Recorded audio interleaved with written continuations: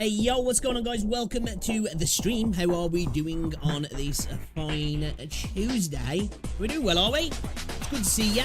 Welcome back. Guys, if you're watching the stream on YouTube, be sure to drop a like on the stream. It's very much appreciated. It helps out a lot. I gotta get it out there. Gotta do it. We gotta do it. Also, obligatory plug. I did upload a video today. If you want to check it out, it's the pinned comment on both the YouTube stream and the Twitch stream. Check it out. Talking about the new area that's been announced for Wuthering Waves, leaks, and Yoo-Hoo. Check it out. It's appreciated. Let me know what you think as well, guys. So show it some love. I would very much appreciate that. And thank you to everybody who's been continuing to support the channel. It means a lot, man. It does. It means a lot. So we're going to probably check out a couple of videos. We're not going to watch too many today. I'm running late. And I ain't got an excuse. I'd like to have one, but yeah, I procrastinate and I'm lazy, okay? Is that what you want to hear? Is that what you want to hear? But yeah, we're on there. We're going to play some more Aether because I'm having a blast with it. I'm annoyed at myself as well. I forgot to log into Wuthering Waves yesterday. I don't mind missing my dailies here and there, although obviously you fall a bit behind on the podcast. I get annoyed at missing that 90 asteroids that I've fucking paid for though. So yeah.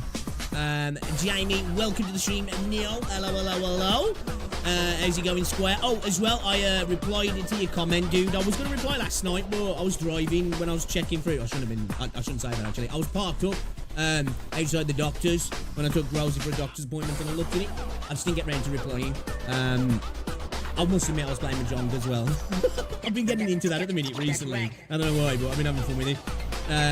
But yeah, I replied to it, dude. I agree as well. I agree. I would love to see a Cal Charo storyline. That would be absolutely fucking sick.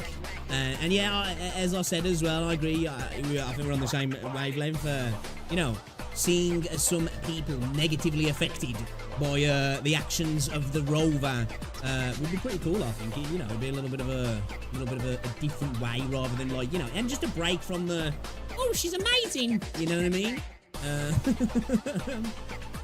So yeah, how's things as well, Jamie? You already watched it and liked it. Thank you very much, Square. Appreciate it. Almost 9 AM. I'm a bit late on what fucking continent. Nearly 2 o'clock for me now. I've been naughty.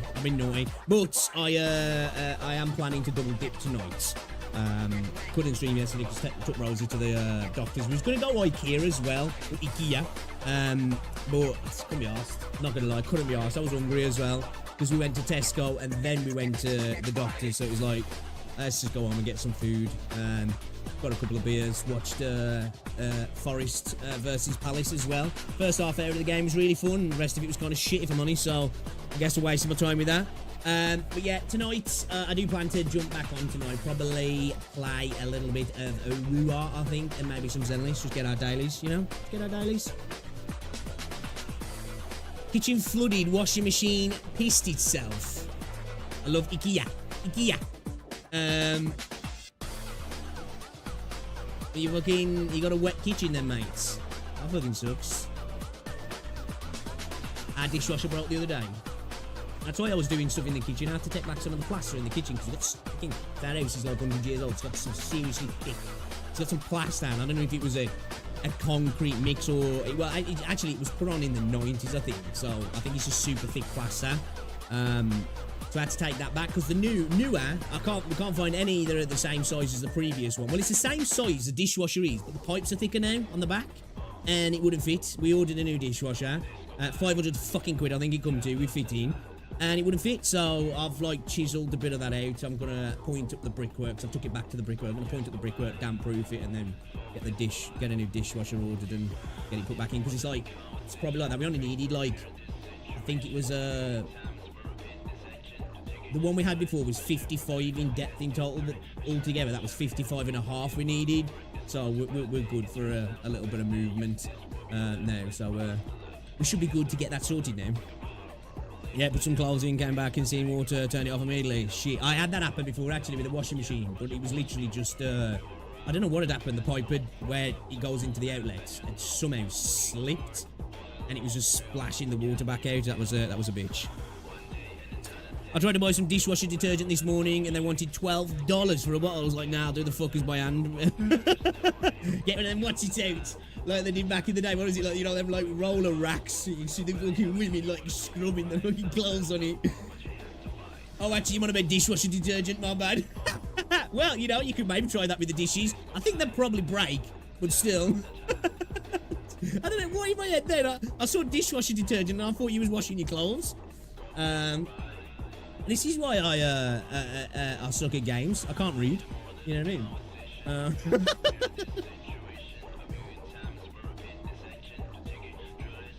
Yeah, dude, it's fucking rip off, innit, man? Like, shit's so expensive nowadays. Like, I went to the shop yesterday to get some Gaviscon. Because, like, whenever I have a beer, I get a bit of heartburn. Obviously, I shouldn't be drinking. That's why. It's the only thing really now, because like when I used to smoke weed, I used to get heartburn off smoking weed, or I don't anymore unless I've had a beer. If I have a beer in the evening, I usually find out I've got heartburn the next day a little bit. And fucking I went to get some Gaviscon, and they didn't have any of the liquid Gaviscon, so I got the tablets. Fucking £6 for a pack of tablets, and there's like, I don't know, something like fucking 10 tablets in the entire pack. Fucking rip-off, man. It's a bastard rip-off. Because I've stopped taking the, what are they called? Pump inhibitor tablets. You know, the tablets you can take daily to stop heartburn, which they are the best. But apparently, they've been linked to dementia as well. So I'm like, well, you know, I think I'm already losing my marbles, but I don't wanna rush onto it. I'll just take it when I need it. Dude, like back, you can use the bottom dishwasher rack as a strainer in a pinch. It works great. You know what? I tend to just dash everything in if it needs sorting, and leave it to Rosie. Gaviscon is the tits. I've moved on to, yeah, I've got some of that as well actually. But I've stopped taking the actual like tablets. You know the. Yeah, apparently. I don't know. Obviously, with a lot of these things, you don't know for sure because they do these studies and they're kind of, sometimes some of these studies that they do give back biased results because they look for results within groups that take this, and typically you're probably going to find older people getting a bit of heartburn, so them taking this stuff as well. So it's like, the links are not definitive, but apparently there are some concerning links according to what I've read. So yeah, get rid of heartburn, boy. You'll be drooling. Yes. Dude, I'm 37 and I forget shit all the time, man. Got a brain like a sieve, and it's smooth as well. Smooth brain elt. How we doing anyway, though, boys? We doing well? Yeah, it's something in hold on a second.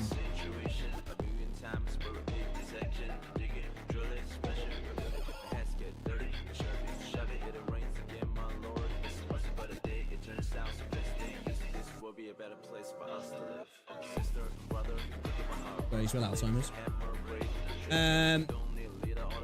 Here we go. The study that made the headlines did find an increased risk of dementia in people who use proton pump inhibitors regularly for more than 4 years. I can't remember what the...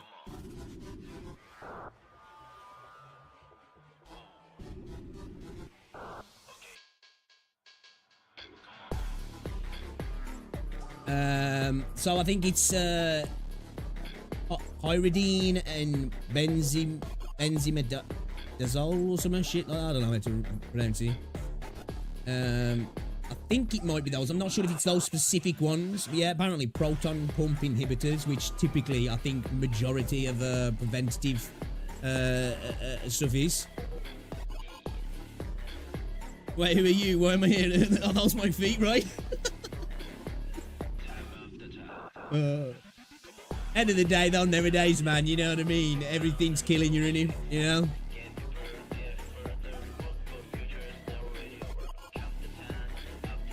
Gotta fight, you gotta pick and choose your battles, ain't ya?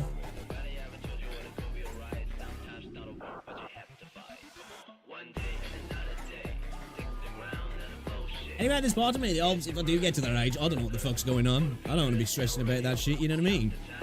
I want to be in my own little cuckoo land, just enjoying myself.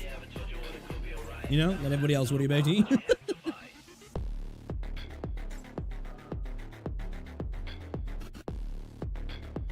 So yeah, just what's it? Put up that video earlier. Obviously, I wanted to talk about it. I felt like it was kind of the elephant in the room. You know, everybody's talking about the leaks at the moment, kind of in this holier than thou attitude. Now, obviously, I know there are content creators, and fair play. At the end of the day, I know there's some of them like, you know, don't touch leaks, don't deal with them. But I've seen quite a few who have spoke about stuff, who have reacted to stuff, who have spoken, showed stuff, kind of acting like all of a sudden now they're like, you know, they're holier than thou. And I've seen some people as well, I think because they've been putting that content trying to defend it as if it's fair, or that Kuro don't have the right to do what they're doing. Should be the right thing, I should say. Yeah, but I just wanted to talk about it because obviously I've reacted to that sort of content. I've reacted to other people doing that sort of content as well. And I like to be responsible in what I do and say, you know, I've done that stuff. And I get it. I understand that it does definitely, it can impact the company negatively. I do believe there is some stuff that can generate hype though. But that's not for up to us to decide, is it? If they don't want it, they don't want it. And I respect them enough to be like, you know what, okay, alright, okay, alright. I think I'll still talk about stuff. Because I feel like if it's out there, I'm going to talk about it. But I'm not going to show any, like, gameplay footage and images. And if I'm reacting to somebody else talking about it, I'm going to make sure I scan through the video to see if they're not showing off stuff. Because it's one thing to talk about stuff, because at the end of the day, you know, I'm not news, obviously. I'm just a fucking idiot sitting in a room playing video games most of the time and being lazy and watching other people's content. But, you know, well, we like to talk about stuff in the industry, don't we? And what's going on in the space and things that might be coming up. And if they're out there and people are asking, and we can talk about it. I think conversations are fine, but it's a different thing if you're like, right, look at this here. I've got all of the animations, which I think, you know, they don't want to show that. So I won't show that. I won't react to it anymore. I won't talk. Well, we'll talk, but we won't show. You know? We'll tell but not show. And yeah, one thing you've never seen me though do is story leaks, because nobody wants story leaks today. I don't think anyway. Does anybody actually out there go, you know what, I don't mind story leaks? I don't think anybody does today. So I don't ever understand why people do that actually. You know, things like banners, kits, character animations, character kits. I can understand people wanting to see them, and I get it. And I've seen people try and defend it and say it doesn't really affect Kuro. Yeah, well, it does, doesn't it? There's the argument that it does build hype, and I can't deny that that's a factor. You know, there probably is some hype brought up, but I do think as well it allows people to be like, right, I'm skipping the next 4 banners because I know at this point this is happening. And I know I'm exaggerating a little bit there, but you get what I'm saying, like, you know what I mean? It's not great, is it? And like, I think we all want to see Kuro do well because they're doing good things in the space, aren't they? And that's why I want to pull back from that sort of stuff, because we ask for good actors in media in regards to stuff that's, you know, making things for us as fans. And we get a good actor, and then they're kind of getting shafted by the community, aren't they? So I think it's only fair to try and protect good actors, you know? End of the day. Have a massive penis? Well, let's see it then. No. Hold up, let me just do something. Get it on a half chub. Promise, soft. It's actually cold as well. I'm really, really cold, so just think what it'd look like if it was warm and on a half chub. Alright then, should we get into it, shall we? I don't know if I've got really anything to check out today. I do want to upload a video talking about 5 reasons why you should check out Genshin Wuthering Waves. Probably tomorrow. And that was checking out the video from Solis. I really like Solis, actually. Seems like a chill dude. He makes good content. And he's, you know, when you just watch people, it's just like, yeah, he seems like a down-to-earth dude. And he's not like a 17-year-old kid either as well. It's nice to see some men in the space. You know, and I'll watch anybody of any age. It's just, you know, it's just nice to see some grown-ass men who've got a chill vibe, not weirdos, playing video games and talking about the stuff you like as well, so, yeah.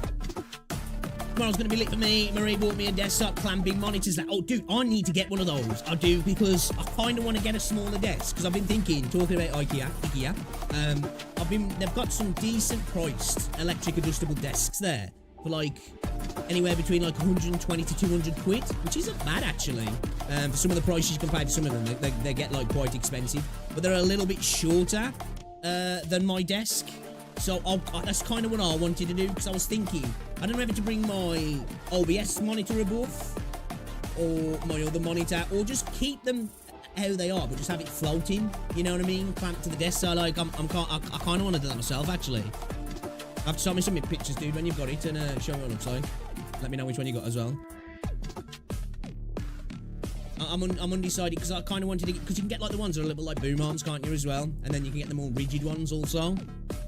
I was undecided because like, obviously with the boom army type ones, you've got a little bit more control. You can move the monitor a little bit. And there's part of me, I'm like, should I get a vertical monitor or a rotating monitor potentially as well? I don't know, but then that's just more money that I don't know if I really want to spend, you know what I mean? I think I could just get away with the monitor, like boom arm type one, you know what I mean? Like kind of like this sort of thing. 5 things why you should play Genshin. Oh, fucking dare you.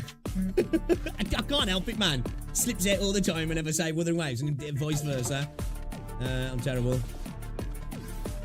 27-inch roll. Yeah, I'm thinking like I might go down that path, but because like this monitor's my old gaming monitor. It's a 100. I think it's a 144 hertz. I can't remember actually now. This one's 165, but this one's a 1440p, and that one's only 1080. So I kind of don't want to get rid of that. And I've got 2 cheap ones, like the one Rolls uses as well as one of the cheap ones. This is only cheap. It's fine. I can't remember the resolution. I can't remember if it's 1080. I think it's 1080, but it was cheap. Like, it hasn't even got any audio output, you know what I mean? Like, literally no audio output at all. Yeah, it's got none at all. None at all. Not even, what's it for speakers, headphones, anything. Which is fine, because it cost me like, I think I paid like 65, 70 quid for 3 monitors, which, you know, I was just like, sweet. I must admit, I didn't know that they didn't have the audio output. But for what I use it for, it's totally fine, you know what I mean? So like, I'm contemplating whether I switch that one out and maybe just get a rotating one, try and find a cheapish one maybe. But I'll see. I'm gonna have a look at the desks and some monitor arms as well first, before we decide. You'll have to let me know, dude, when you get it. Show me what it looks like. Show me what it looks like. Alright, and shall we have a look at some stuff on the interwebs? Shall we? The one I got is a curved 250Hz MSI, but I set it to 120Hz because my card ain't going to handle it. Oh, look at him here. 250Hz fucking MSI curved monitor. Right. Trying to get a job at NASA. How does it feel, actually, as somebody who's never used a curved monitor? Does it feel good to use? Because, like, I think they look cool. I don't know if it'd work with my setup, but like I think they do look dope, and I'm like, I've heard people say good stuff about them, but like, what's the transition from? Because like obviously I've only ever gamed on a flat screen. Do you know what I mean? Obviously I've played VR, but I've only ever gamed on a flat screen, so I'm always like, I don't know if I'd like the transition into a curved monitor, if I'm honest. Really? Damn, that is cheap.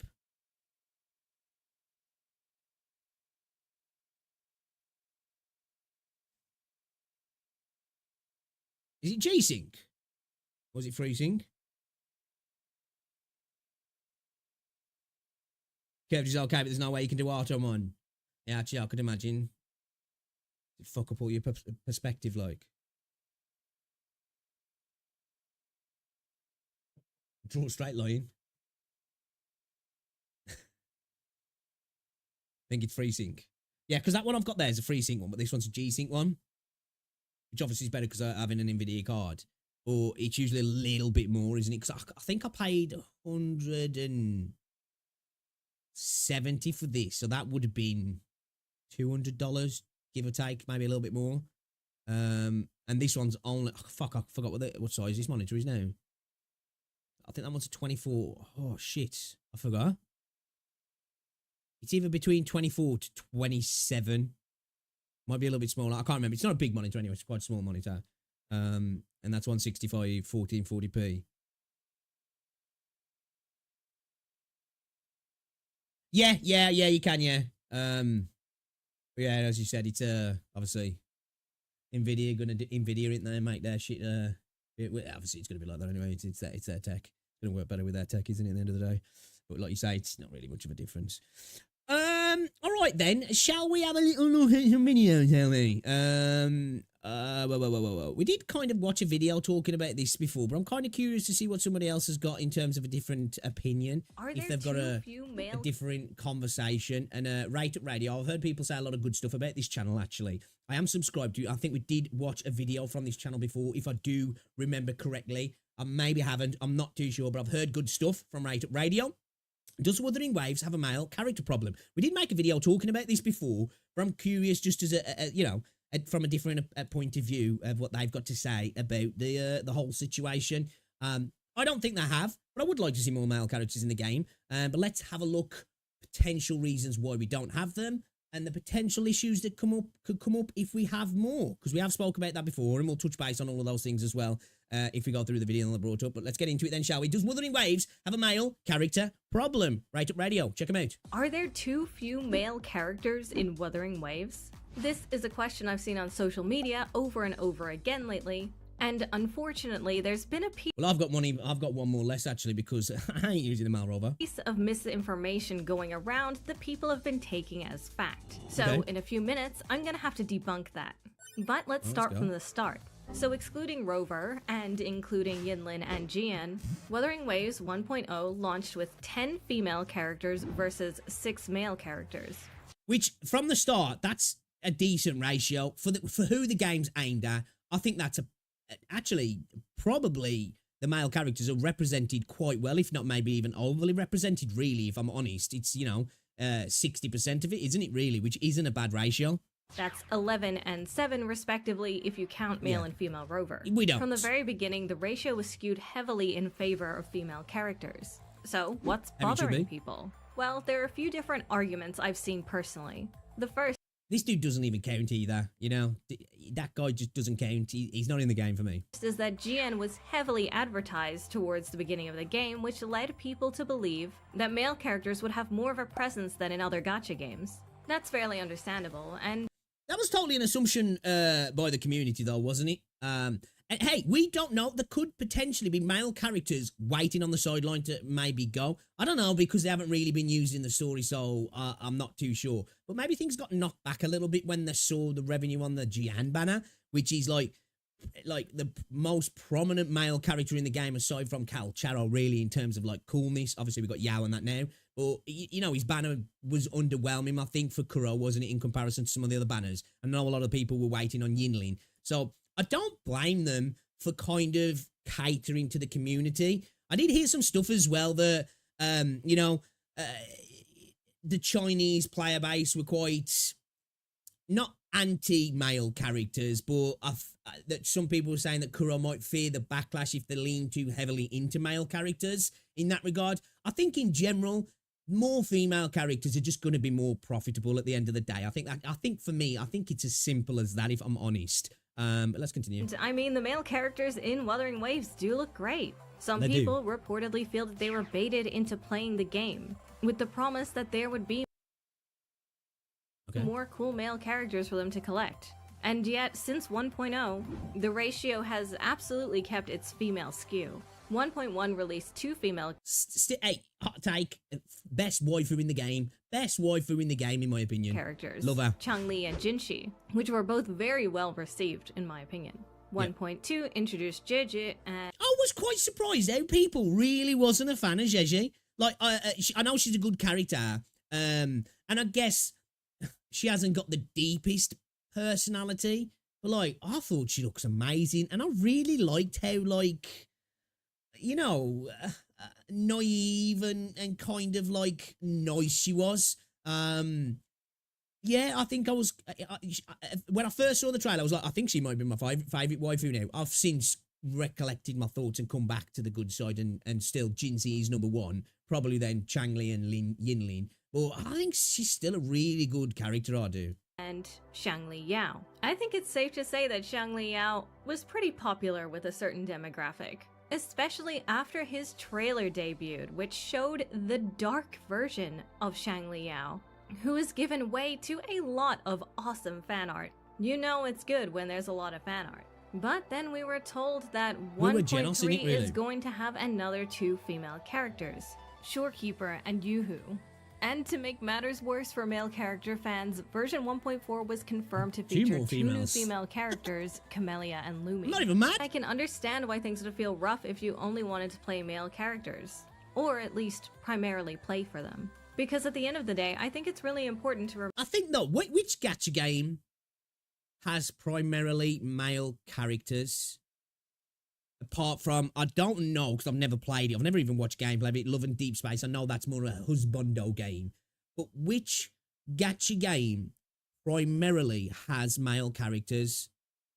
You know, there might be some that are closer to 50-50, but off the top of my head, I can't think of a gacha game that has more male characters than female characters, or leans into the male character heavily.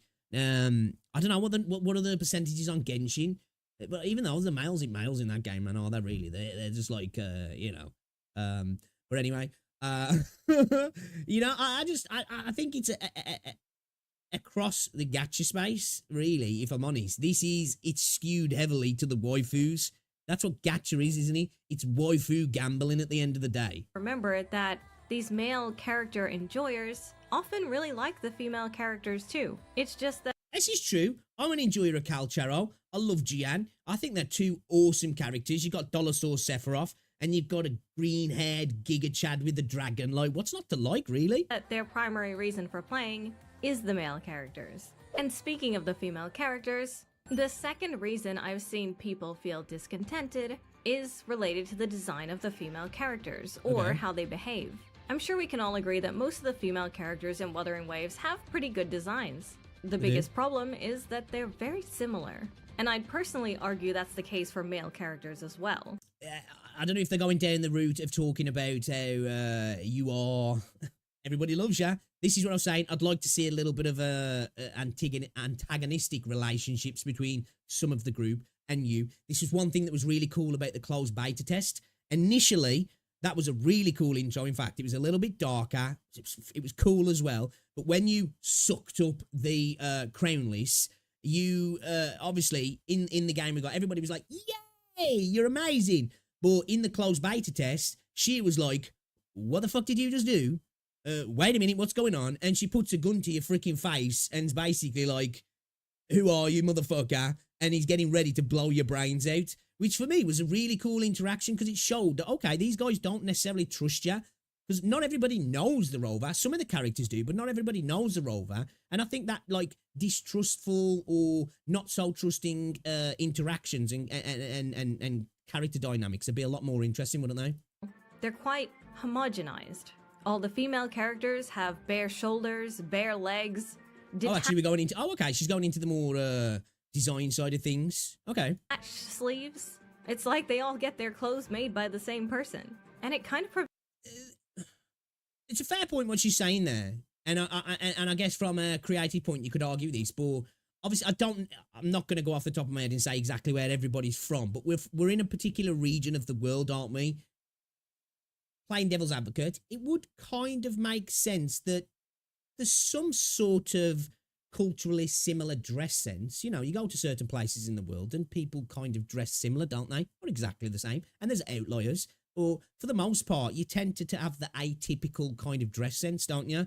And I'll be interested to see when we go to some of these other areas around the world that there's a drastic difference as well. Prevents them from feeling super unique, in my opinion. Yeah, not every female character needs to be wearing pants or anything baggy or anything like that, but 1 or 2 wearing something a little different would be good, in my opinion. Just to spice things up. I think that's definitely a fair point, but don't feel it so much, if I'm honest. And maybe that's because maybe I don't look so deep into the actual clothing designs themselves. I more just look at the overall character like holistically coming together. And I miss some of those details, which are, you know, there's plenty of male eyes that'll catch that, but I think maybe a female eye as well is a little bit better at catching that as well. I remind you how wonderful Yinlin looks in a suit. That's what I want personally, but not always. And again, I think that's a good. True. Actually, I would like, not with the wig. I would like to see Yinlin in a suit. Actually, that'd be kind of badass. Of course, with the same hair that she's got now, though. Distinction to make, but it goes beyond just design. Let's be real. The physics in this game are kind of all over the place. They actually make sense for some characters. You get the impression that Yang Yang and Sanhua are wearing quite tight clothing that's keeping things together, let's just say that. It feels more natural. And then you've got whatever's going on Baiji's sequence screen. As Twitter has reminded me, like they're literally just alive, aren't they? And I'm here for it. The waves do be wuthering, but it's just so inconsistent. I mean, you have that, and then you have Chun-Li's walking animation, which is just ridiculous. Like, it's silly to the point of not even being sexy, you know? I don't know about you. It's good though, you know?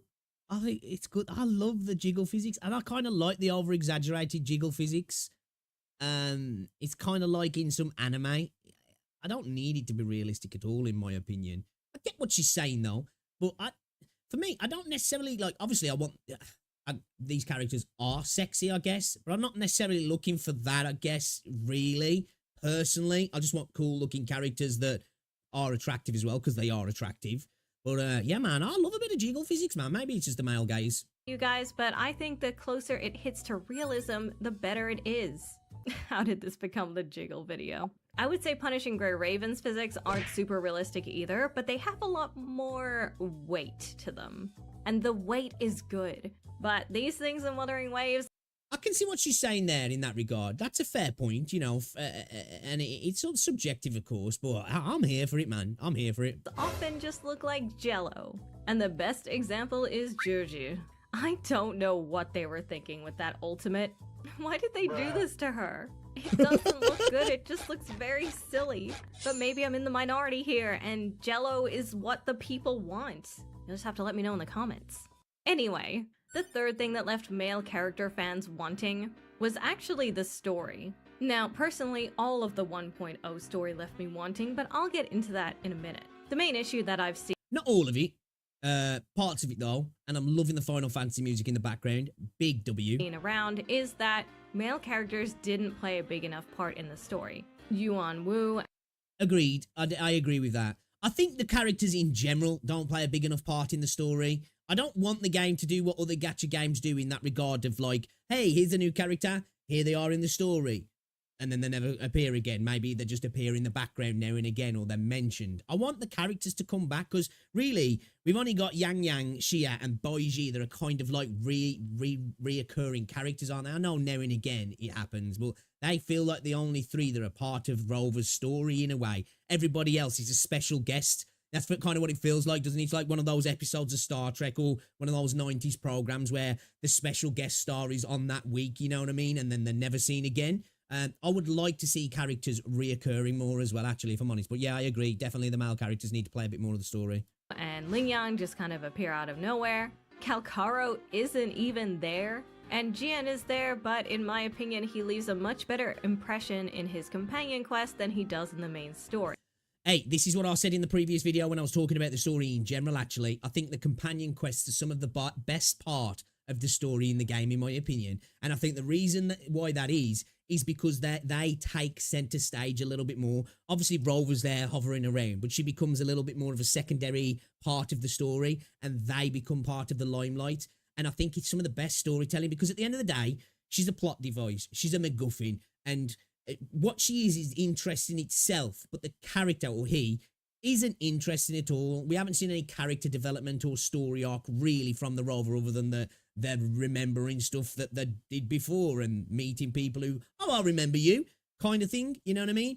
And other characters are far more interested in the game. So I just feel like them getting more of the limelight in general would just increase the quality of the story, in my opinion. And I want to see characters get more than a companion quest. I'd love to see a patch dedicated to the rest of the roster, or a couple of characters outside of the roster, and Rover's an afterthought. You know, she might be mentioned in a sentence or spoken about, or you just see the Rover doing something from their perspective and you kind of go, oh, that's why the Rover's pretty cool then, because that was badass and it looks badass from the third person perspective. But yeah, I definitely think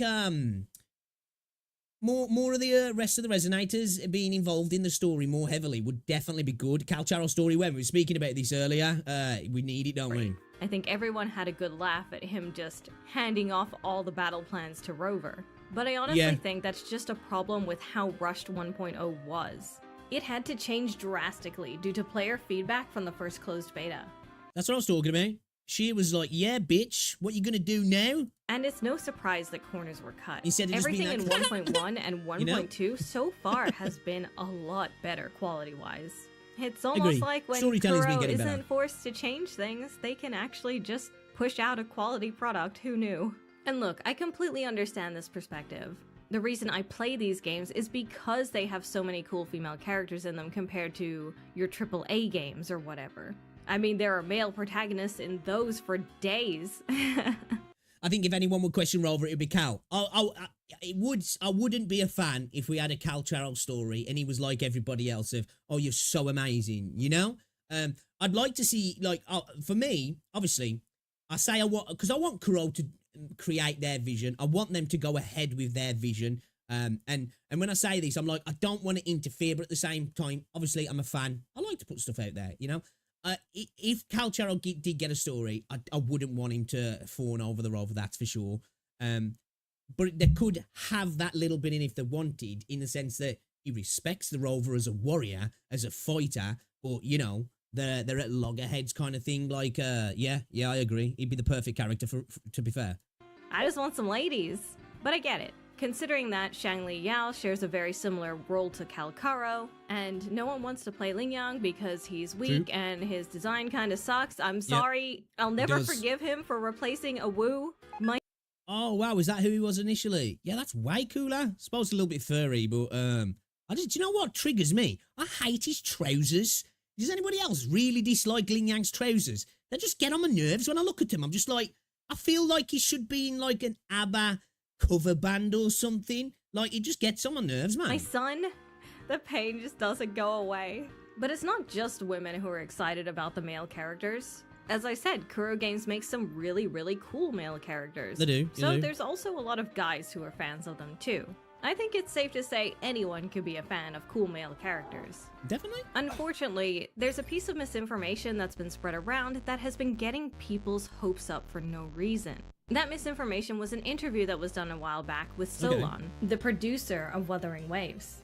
People allege, thanks to what I believe was machine translation, that Solon said that they were working on more male characters or something to that effect. So I've seen a lot of people on social media parrot this mistranslation and spread it around like it's fact and be mad when, for example, the 1.3 character... I think this is one of the problems in the community, actually, is that we run with things that we don't know are true, and when they don't happen, we act like we had the rug pulled from under us, and it's just like the whole time we were making this stuff. Perfect example is we all kind of assumed Yoo-Hoo was going to be in the Shorekeeper banner, didn't we? I did as well, I'll admit. I thought, you know what, she's going to be in the Shorekeeper banner, and then she wasn't, and a lot of people lost their shit over it, to the point that's why we've got her now in the Coral store.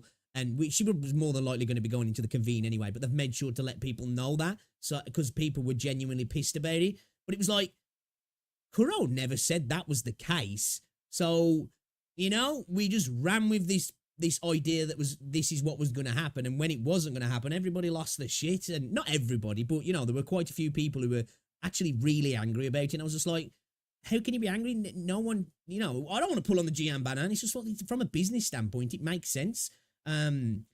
Yeah, people got really angry about that, actually. It was like, you made that story up in your own head.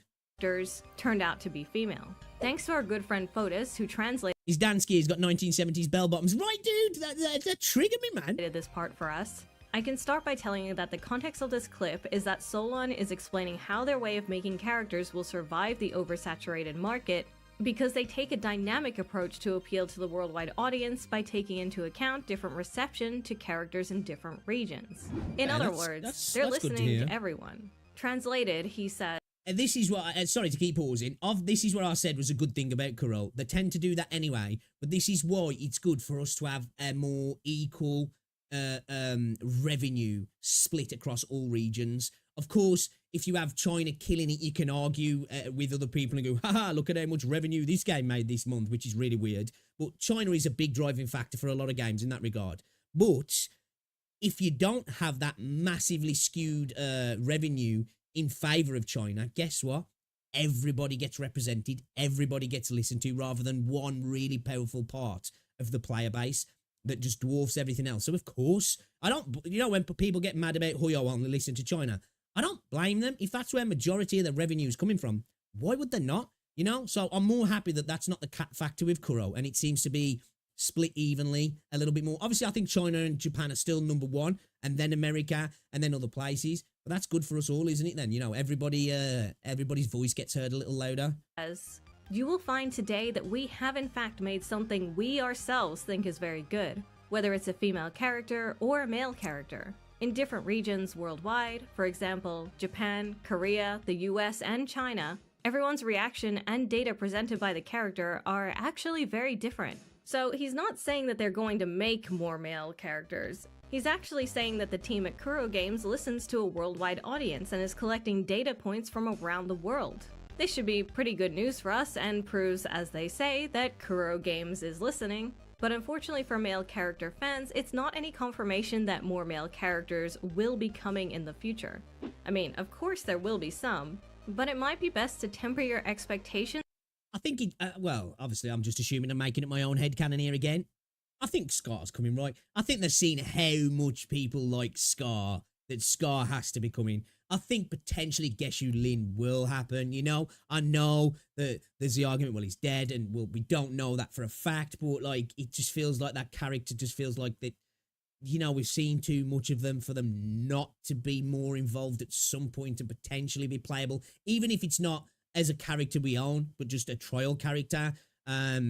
And I think they'll dictate, especially if Scar does really well, I think that will dictate on how many male characters. And whatever works with the story as well at the end of the day, I think they'll go with the story as well. Will definitely be a factor in the banners, won't it? And expect the current ratio going forward if that's what's successful for Kuro Games. At the end of the day, any company is going to follow the money. So any character who is very successful in their banner will probably have some kind of influence on the game going forward, be they male or female. Hopefully that helps clear things up, and also is a good reminder to not just blindly believe in machine translation. Punishing Grey Raven, which Kuro Games also makes, had a decent amount of male characters coming in to begin with, but in recent years has skewed much more heavily in favor of female characters. In my personal opinion, it doesn't help that the male characters are all kind of only okay. Like, they don't have crazy designs like the female characters do that absolutely blow me away. A lot of them are just kind of... I suppose part of it, though, is that, of course, the quality of the character and how much people are hyped by it is then going to drive the fact that they're going to create more, and the quality itself is going to encourage people to buy on the banner. But at the same time, if you're getting data over and over again that male characters are just not slapping, you're probably going to put a little bit less effort into designing said characters, aren't you? And shift your resources towards the things that are going to make you money. But it's fair point. Of your average guy. But I'm also not really into male characters, so I am not the target demographic here. I do love an evil man though. Give me that dark Shang Li Yao, the confidence, the flamboyance. I wish we had him instead of regular Shang Li Yao. And considering his popularity in fan art, I do wonder if that's the case for a lot of other people too. Maybe we'll get some guys in the future who are super cool. Speaking of future male characters, hopefully. I know there are a lot of people excitedly waiting for the likes of Scar or Geshu Lin to become playable, or for Kalkaro to be relevant to the story for that matter. I do have some thoughts there. In Punishing Grey Raven, the story spent a long time setting up the villains before they became playable, minus Alpha, who was one of the first characters to release. The main villain, Luna, became playable after about a year, and the story meanwhile gave players a lot of high expectations for her. She was extremely cool when she dropped. and it was awesome to learn some more about her backstory. I can see something similar happening with the likes of Scar and Frolova. Kuro Games will spend ages building them up, making them a force to be reckoned with, before finally making them playable. And potentially, yeah, potentially. If history is going to be repeated, that's a good point. There's part of me, though, I just feel like they're not the main protagonists, you know? I feel like we're going to have that bait and switch. There's a bigger, darker, badder enemy that's going to be the main antagonist, for the foreseeable future. But, it could be a while. It genuinely could be a while. I hope it's not too long, though, because I really would like to play Scar. Hopefully they'll follow the PGR I don't want it to be a route of detriment to letting the them story, stay though. evil, even when they become playable. Let's just say Luna killed a lot of defenseless people right before she became playable, and others committed many crimes after becoming playable. PGR is so That's good. With Geshu Lin, It is. his story seems quite personal to Jian, so I imagine they're trying to get all this stuff with Rover out of the way first, and let us learn more about Rover, before tackling these more personal, intimate stories with the other characters. And as for Kalkaro, his bio states that he's from a place called New Federation. I might be totally off the mark, but I'm gonna go ahead and assume that he'll have something to do with us reaching that new region when we do. Kind of like how Encore is going to be relevant to the Black Shores area. In any case, I think she really wasn't she, though?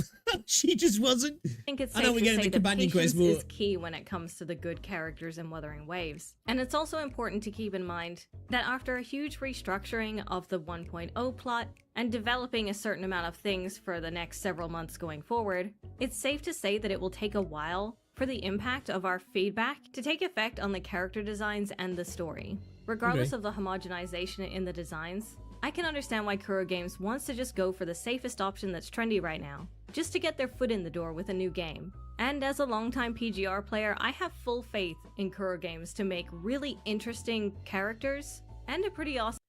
Of course, I'm a lot further behind in PGR because I've only recently started playing, but I am quite confident as well because some of the stuff that they've already touched on in PGR makes me confident for their ability to craft Kuro. So, like, again, I ask for a lot of stuff for the game because I like to yap at the end of the day. And, hey, this is what I do YouTube for. I want to talk shit. And I feel like sometimes I just want to talk about this and I'd like to see these. And full well know sometimes I'm asking for stuff that I just think's way beyond what Kuro are capable of doing or should be doing. I just like to say it anyway. And I do ask for things that I would like to see now and I moan. But I genuinely believe we will get a lot of the things that I'm asking for or other things that kind of satiate that need that I've got in the future. And we've got plenty of time as well. We're still only, 5 months into the game. It's a live service. Hopefully the game goes for years and years, and in a year or two, we're looking back going, oh my God, can you believe we were even stressing about this? We've got everything and more. Awesome story, regardless of the designs of the characters. At least in anything after 1.0, because that was, something. Understood. Watch out, everyone.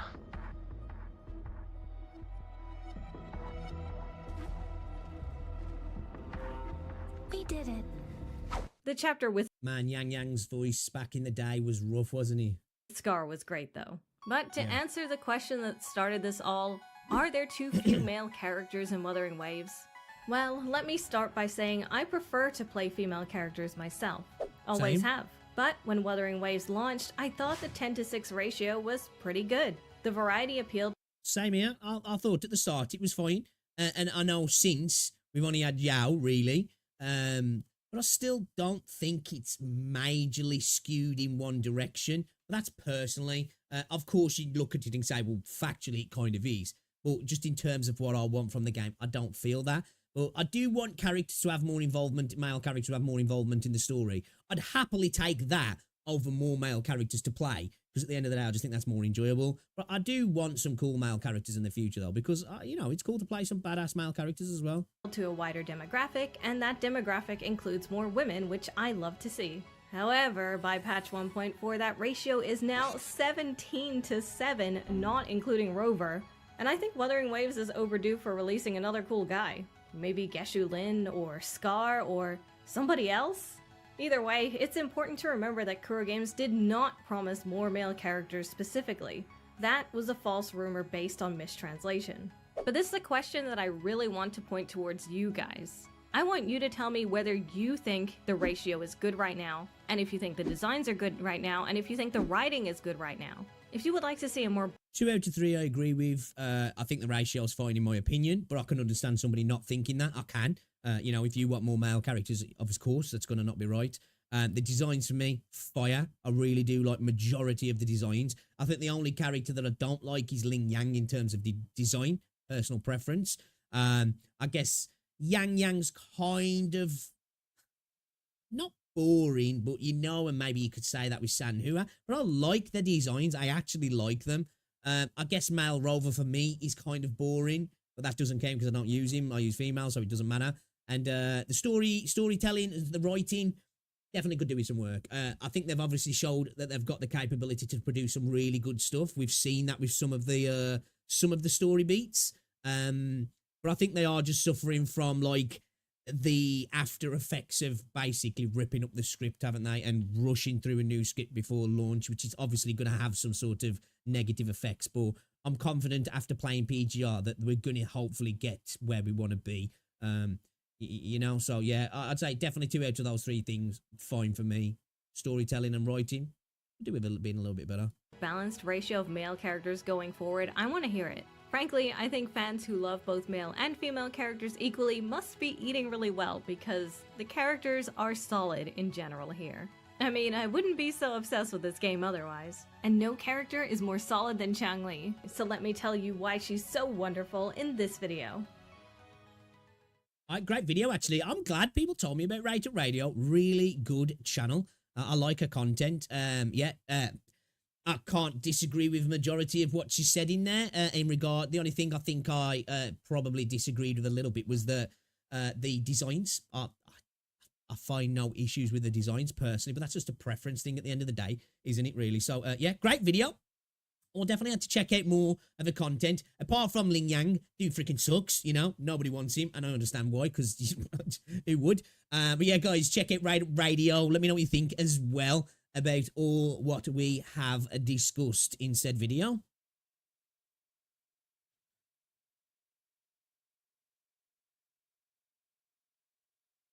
Yeah, that's the thing. A lot of people treat leaks like the gospel as well, don't they? When, you know, whenever I see anything that's leaked, I'm like, well,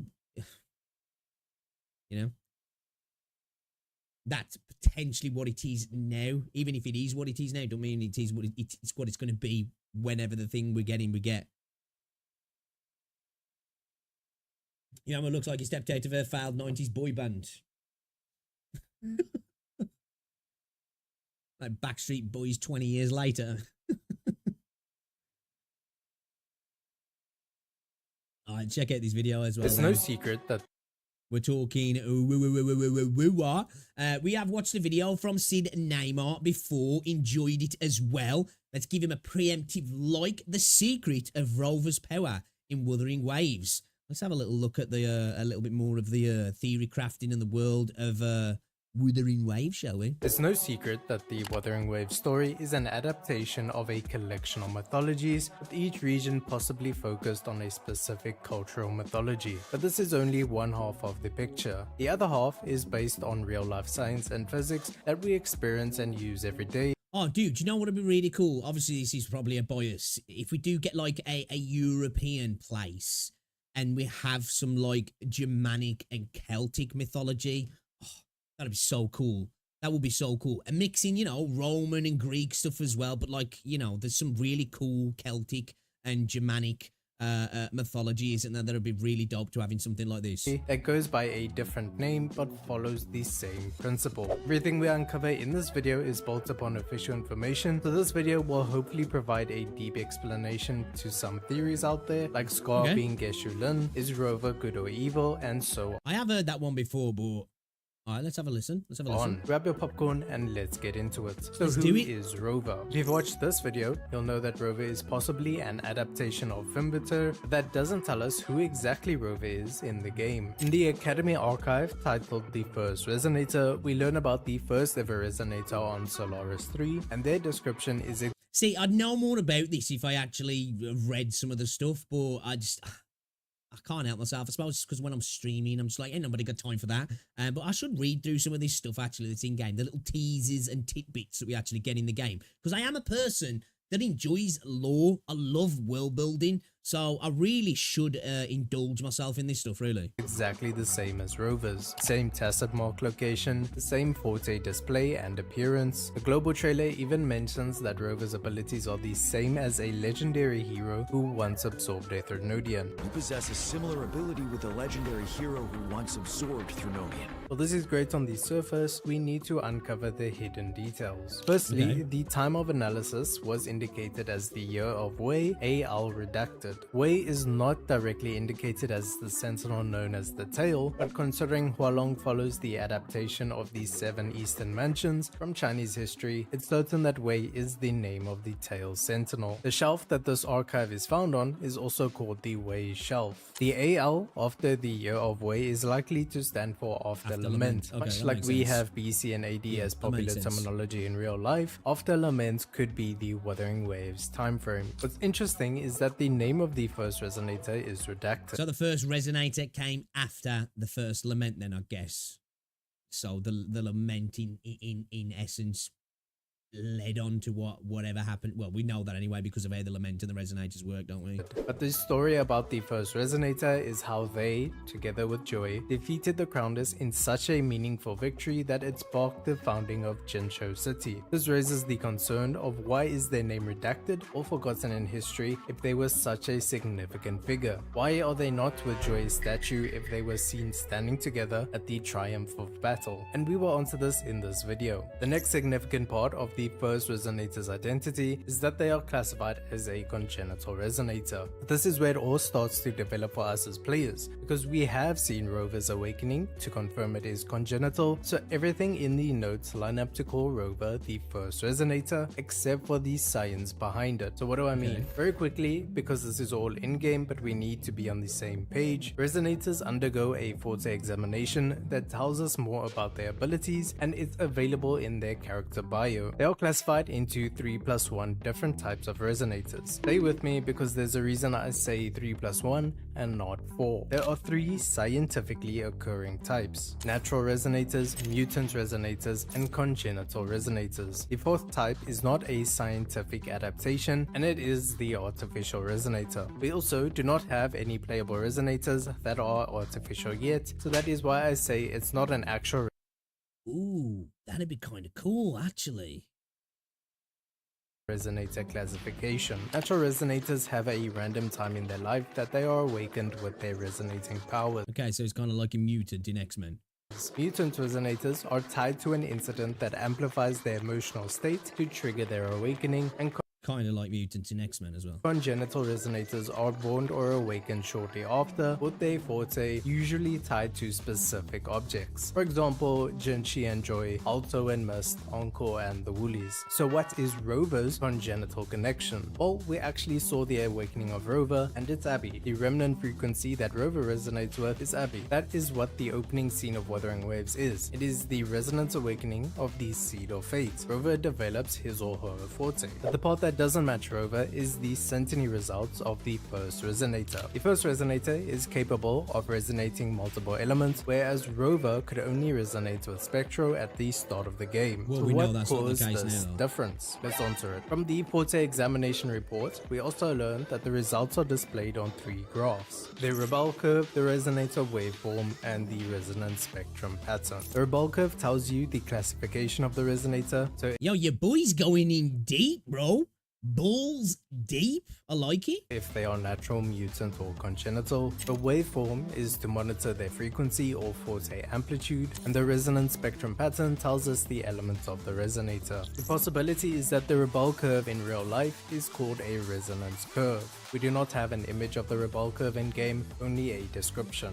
And this is a very important graph in physics, so I'm going to explain this as simply as possible because I cannot just spew random Yeah. Give it for the layman's. Give it for the layman's, because I need that. Random science, Smooth I brain here. actually need to relate it to the game and make it understandable as well. Resonators in Wuthering Waves are a combination of their natural human frequency and the frequency of their forte. This forte is akin to the remnant energy that is in Tacitite, the material that every Tacit Discord has on their core. When this combination happens in game, it is called their awakening. In real life, the natural frequency is the rate an object will naturally vibrate, and it cannot always be observed by the human eye. When an additional frequency is added to the natural frequency, it is called resonance, and the possibilities are shown on a resonance graph. When these two frequencies resonate to become one, we need to measure the maximum amplitude. The amplitude is the maximum amount of displacement, and if this displacement exceeds a specific amount, we can deduce the dangers of this resonance. So how does this apply to our characters in the game? It's best explained with an example. Picture Chun-Li without any of her abilities, just an ordinary being with their natural frequency. Still super hot though. And then picture her forte or resonance ability that has its own frequency. The resonance ability of a character is usually included in the CN version of character drip marketing. Global versions are yet to receive it. So in that sense, it kind of adds an infinitesimal amount of abilities, doesn't it, really? In regards to, you know, the frequency of the forte and the frequency of the human, you know, you've got like an unlimited amount of frequencies that can actually be the right frequency for the person, i.e. all the different abilities that they can potentially have. I know we've got the attributes, but I mean in how that attribute actually demonstrates itself in the real world, i.e. how their attacks work, how their you know, their buffs, whatever work, you know, how they actually use that frequency and that forte to do their ability, so to speak. The combination of these two frequencies creates what we know as the Rebel curve in game. The game goes one step further to include descriptions for the Rebel curve. Natural resonators have a non-convergent curve with a gradual stable rise. Mutant resonators have a non-convergent curve with a steep rise, and congenital resonators have a non-convergent curve with a periodic waveform. In real life, these slopes are controlled by a factor called damping. If you don't know what damping is, it is one of the most important factors in science to ensure safety for the use of everyday structures like bridges and buildings. A simple example that we can all relate to is an automatic door closer that you must have seen at some point in your life in school, work, hospital, the mall, or somewhere else. You'll probably notice that no matter how hard you try to shut the door, the force you apply is always caught and the door closes at its own controlled rate. This is because the door damper catches your frequency and dissipates the energy from it before adding it to the natural frequency of the closing door. The stronger the damping is, the less change is observed to the natural frequency with the addition of another frequency. So what is the damping factor in Wuthering Waves? Well, the theory would suggest that damping is the emotional state of a resonator. Mutant resonators have a steep curve, which means they have little to no damping, and they are awakened when they have their emotions elevated. The awakening point being when their natural frequency and stress, anger, sadness, all that sort of stuff. So that can be like, you know, obviously things happen in their life and then they, you know, they go mental and it shows itself. These are the same. So before awakening, mutant resonators have a strong control over their emotions, therefore heavy damping, and this doesn't allow the resonance frequency to resonate with them. Natural resonators have always existed with their resonance ability, but it was just never awakened until a certain incident. This means their frequency does not need a major change in damping or their emotional state to reach their awakening point. Congenital resonators have their own natural frequency, but additionally have the natural frequency of another object, and their resonance ability then resonates with a combination of their character, their attachment, and their forte. What this means is that regardless of their emotional control or damping, they'll resonate with their frequencies thanks to having more than one natural frequency. And yes, in real life, objects can have more than one natural frequency. Resonators can then overclock, which means when their forte and natural frequency are the exact same, they will observe the largest change in themselves. They are then monitored to see how likely they are to reach this point. So now that explains 3 types of resonators, but what about the 4th? Well, actually a really cool system in the game, isn't it? It's cool, man. Like I like it when, you know, because I'm like, there's two types. I like it when you've got fantasy and science fiction, and you get it from the ground level where nothing's explained, and it kind of makes it all the more mystical and interesting. But I also am a fan of when worlds are created and they go down to the minutia on how things work. I just find it really interesting. I think it's really it's cool to see people come up with these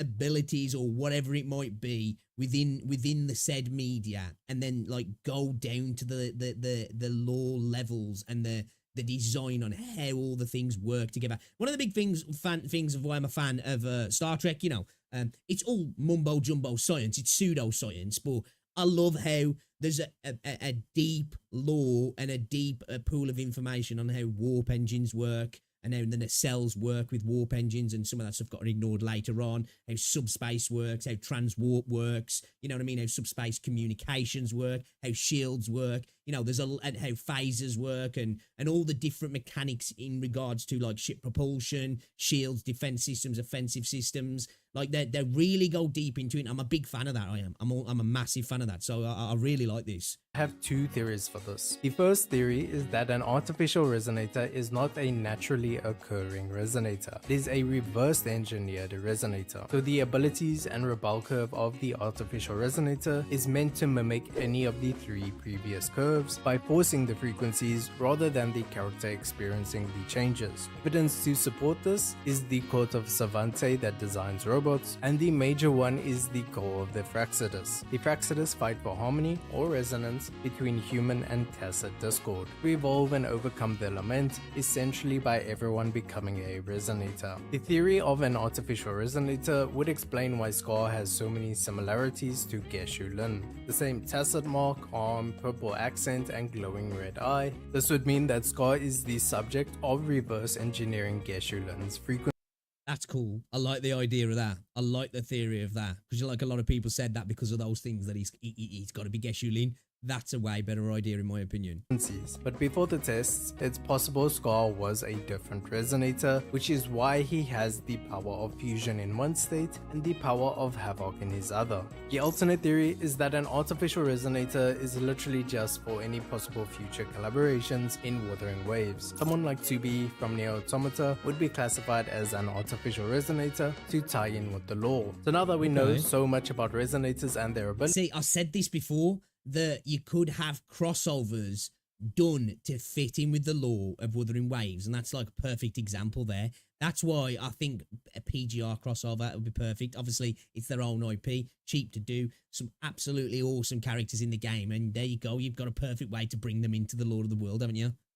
Why does Rover only have the power of Spectro at the very beginning of the game, but the first resonator has the power of all the elements? Well, we've established that a resonator's ability has its own frequency. The remnant energy, which is the form of this frequency, is seen as a little glowing particle whenever you pick up an echo and in some cutscenes. During the opening scene, when Rover enters the water, 5 of these remnant energy particles escape from Rover's body, possibly the 5 elements Rover does not have when we start the game. When Rover appears out of water, only 2 can be seen, one heading towards the Dreamless and one heading towards Black Shores. So what power is by Black Shores? Well, we could still be finding out, but one possibility is the Narwhal. From the Tokyo Game Show 2022 trailer, the exact location of the Narwhal is seen between Jinsho and Black Shore's west coast. But that was 2 years ago, so things may have changed. But this would explain why Rover does not have the powers of the first resonator, which means we can now confirm that Rover is the first resonator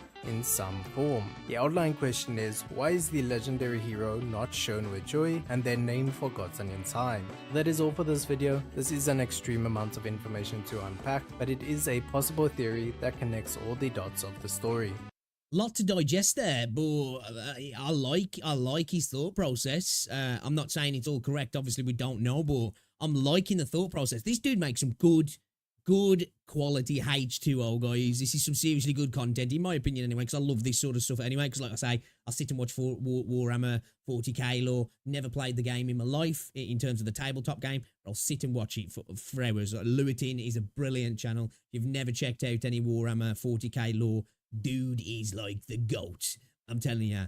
absolute goat. Long form videos, goes into like the deepest freaking dungeons, and I'm talking like going through old books, material, just to find a quote here, a sentence there, to like really back up a lot of his stuff. Insane levels. And this dude's doing a similar sort of content, not on the sort of scale, but still, I'm liking this sort of content. This is really interesting, actually. I'm definitely going to watch some more of this dude's content, because he does some really good content. Guys, definitely, if you like the lore side of things and the world building side of things, check this guy out, Sid Neymar. Show him some love, drop a sub, man, because that was a really good video, that was. Let me know your thoughts down below, and I will see you in the next video.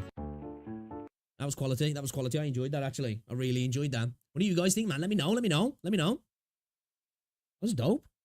Noodlehead Timberlake clone. Who are we talking about? Who are we talking about there?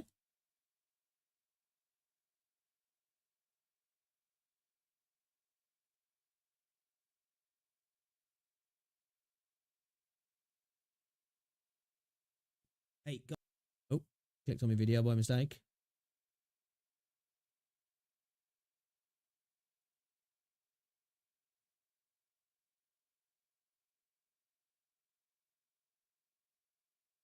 Yowie, yowie, yowa.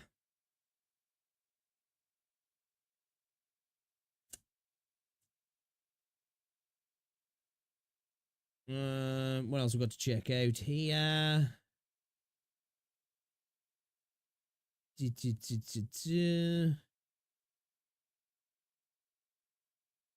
have a look at this video from Sticks. If you thought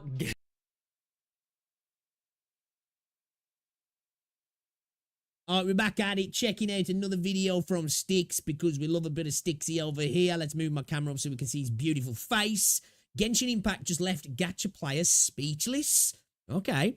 Guys, if you haven't already, check out Sticks. Awesome content. Does a lot of gacha stuff. And I find out about a lot of titles that I didn't even hear about through Sticks, actually. So definitely worth checking out. But let's see why Genshin left gacha players speechless. Speechless? It's already done it to me. Let's go. if you thought Genshin Impact and Hoyo were making buku crazy money before, looking at their monthly mobile revenue report via Gacha Revenue or Sensor Tower, then my god, are you going to lose your mind at this? Quick question. You know, when it comes to Sensor Tower, is it just iOS, or does it include Android as well? Because I know it doesn't include the entire picture on mobile, and I know it's not exactly 100% accurate, but is it just iOS? I've heard some people saying that it actually is, and I wasn't 100% sure of that. I know it doesn't include other platforms, but if that's the case, then these games are making even more money than I originally thought. Now, if this is your first time here, consider subscribing to the And I'm channel. not even hit including the bell other notification, that platforms. way I'm you just remain up to including date mobile with there, every you single know? thing that I post, and I post daily. Do not miss out. Genshin Impact tops $5 billion. Billion in revenue in China alone. Genshin is on track to hit 10. See, this is why, like, you know, most of the games in the space just... this is why I always feel like it's such a disingenuous argument to compare revenue to Hoyo games. You know, just because you're not making Hoyo cash doesn't mean you're not making good cash. You know what I mean? Like, because that is a ridiculous amount of money, you know? This is why I don't, well, I understand why, because some of the Western developers are terrified. I just don't understand why they haven't tried to get into this market. And I know why. We know why. It's because the type of characters they'll potentially have to create, and they're terrified of doing that. And they know the characters that they want to create to appease certain groups of people will not make them money. So they just stay away from that shit. It's wild. That is a crazy amount of money. Ridiculous. Billion globally in 2025.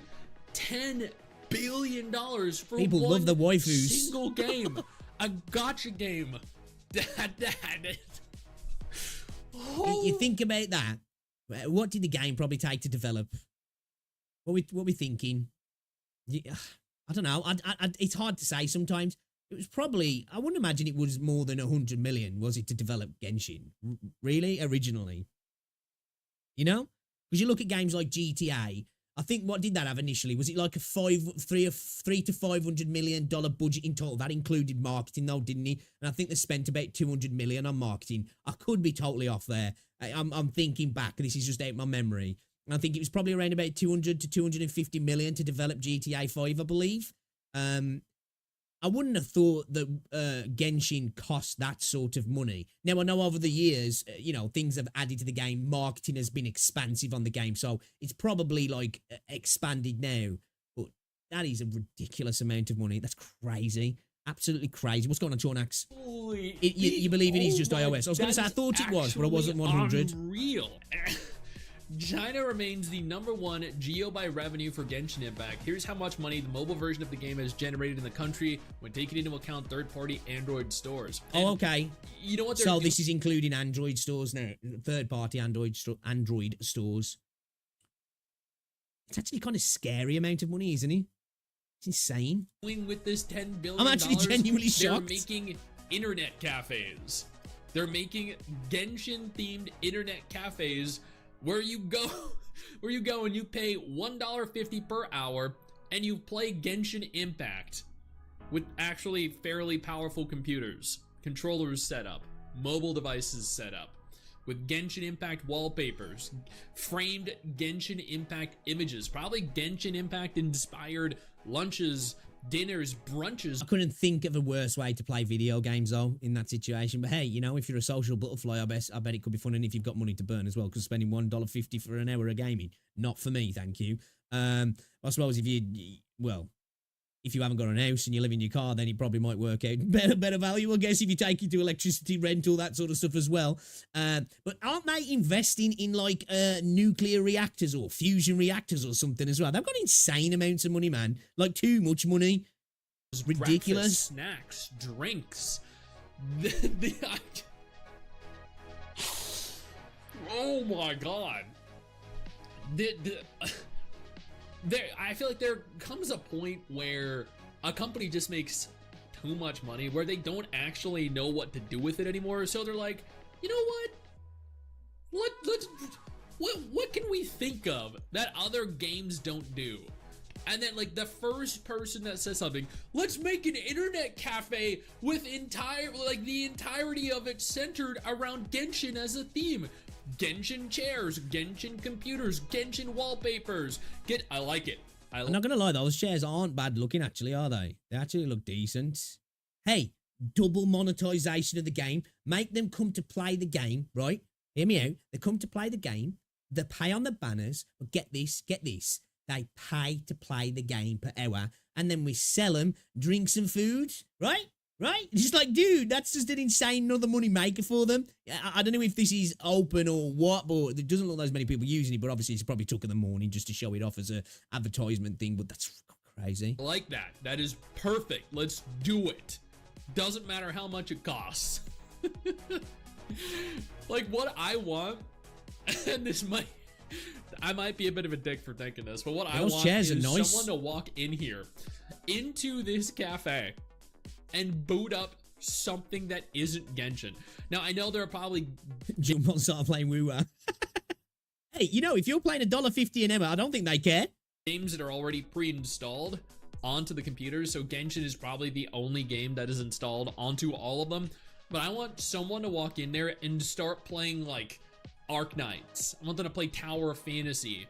Start watching Azure Promelia trailers. Boot up Wuthering Waves. I mean, hell, even Honkai Star Rail or Zenless, just don't play Genshin just to see how they react. They're just gonna be like, more fool you, we're still getting paid. It's like when people, like, I've heard people try and like be like, Genshin's dying, man, it's all about Honkai Star, and it's like, yeah, I'm sure that really makes Hoyo sad, doesn't it, that, oh no, we're not getting as much money in this hand. Well, it's all in this hand. Oh, it's okay. See if you get your ass kicked to the curb. That would be hilarious. Oh my god. That is unreal. The new estimates come from Nico Partners, which shared the data in the latest newsletter. According to the analysts, Genshin Impact has surpassed $5 billion in lifetime gross revenue on iOS and Android in China, which is crazy. Thing is as well, that's just China. Now, I know it's the major part, but like, China usually, like, what is it? It seems to, like, some months, like, double global, sometimes not so much double. So I think it would be safe to add another 1.5 billion to potentially 2 billion on that of global revenue, right? and I'm trying to have a safe estimate there, you know, like in terms of like sort of where I think safe, maybe not too conservative, but it could be a little bit higher. That's insane. What makes this figure stand out is that it includes third-party. You know damn well there's at least a few jizz stains on some of those chairs. Android stores. Wait, does this include PC sales? Mobile version of the game is generated. 5 billion in revenue in China on mobile alone? So, wait, not only is that China, it's mobile, no console, no PC. So you add in the global revenue on mobile as well, and then the other systems. Hold on, what? If mobile makes about as much roughly as PC makes, that means PC. This is why I said, like, you know, Huyo are not fearful of competition at the moment. They're just going to keep doing what they're doing, you know what I mean? Because they are making crazy amounts of cash. And this, again, is why you shouldn't look at other games like Wuthering Waves or whatever and be like, well, it's not making as much as the Huyo games. It's like, it's just not a fair barometer to use because this is just an insanely high metric. You know, maybe some will come close, but over this length of period, you know, you'll have some games that do these high numbers for short periods of time. But over this sort of periods of time, I just don't think you're going to see other companies doing this. PC has already made 5 billion, and consoles probably made a couple billion.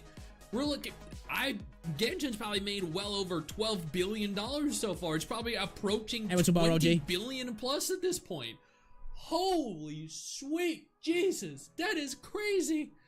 Oh my god. Before we go any further, let me take a moment here to thank my incredible patrons over on Patreon and my YouTube channel members who allow for me to continue to do dedicated videos like this every single day. Man, that's that much money that you're making. You just stop counting when you be like, how much money you make? I don't even keep track of it anymore. A lot. You guys are phenomenal, and I can't thank you all enough for the support. Now let's keep talking. It is always interesting to see the broader perspective. Nigo Partners added that Genshin Impact's global mobile revenue. Like, this doesn't even include Star Rail, you know? Or like Honkai Impact 3rd, or now Zenless Song Zero, which I know like Zenless is still new and Impact 3rd didn't make that sort of money. But Star Rail has been making crazy money now for the last nearly 2 years, is he? Like ridiculous amounts of money. So like, Jesus. Outside China exceeds 4 billion. This means the country counts for over 55% of the total.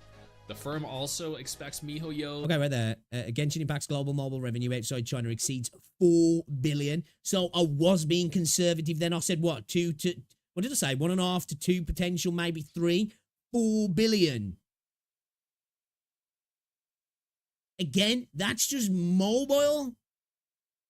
I'm actually genuinely shocked. I know they was making crazy money.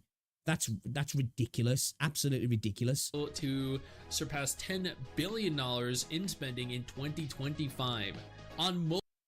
Okay, so that's the firm. Okay, so right, I was going to say, because when we were seeing that it was at the top of the headline, it was kind of insinuating that Genshin was going to down. I was thinking, Genshin ain't going to double its Chinese revenue in the last year of the game. I don't think when it's kind of not, you know, it's definitely not dying, but you know, it's past its peak, I think, isn't it, Genshin?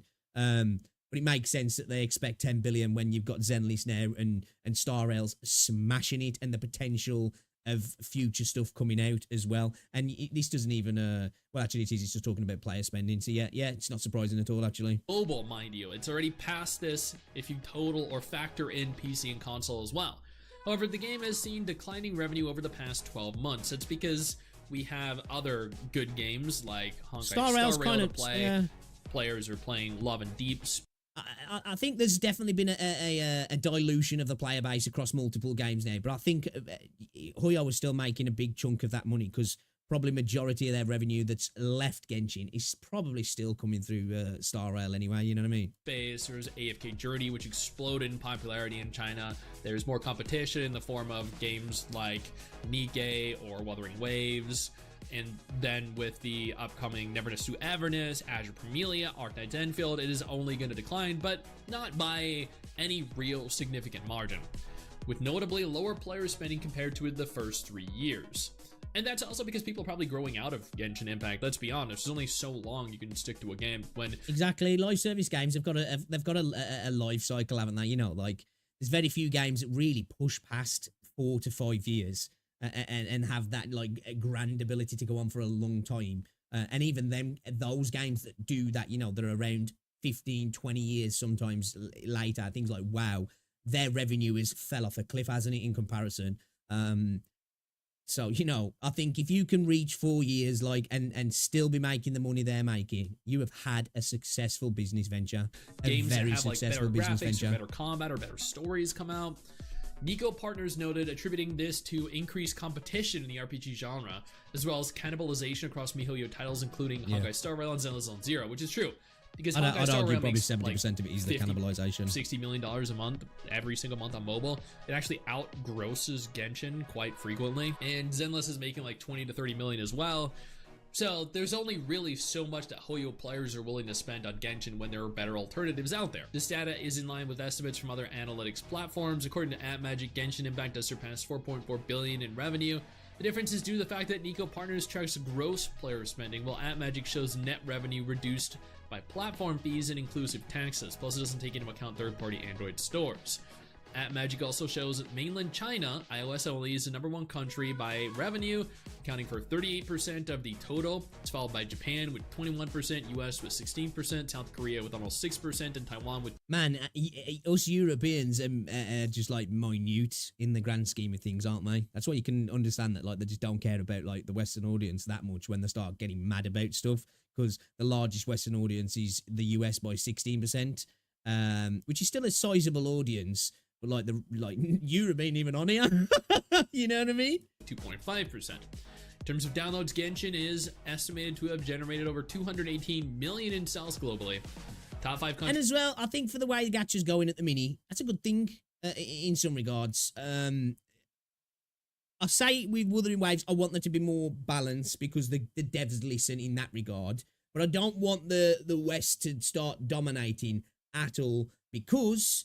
You know, we know what happens to games when the journalists and particular groups of people get their hands into them that stop being fun games and they're all about bullshit we don't care about. Countries are China at 22%, the US with 11%, Russia at 7%, Indonesia with 6%, Japan with 5%. Indonesia has more downloads of Genshin than Japan, but Genshin is huge in Japan. Wow, okay. Wow. That is surprising to me. Very surprising. What we have obtained from this is that Hoyo, with Genshin Impact, are making more money realistically than they know what to do with. Literally, $20+ billion. What's the valuation of Sony?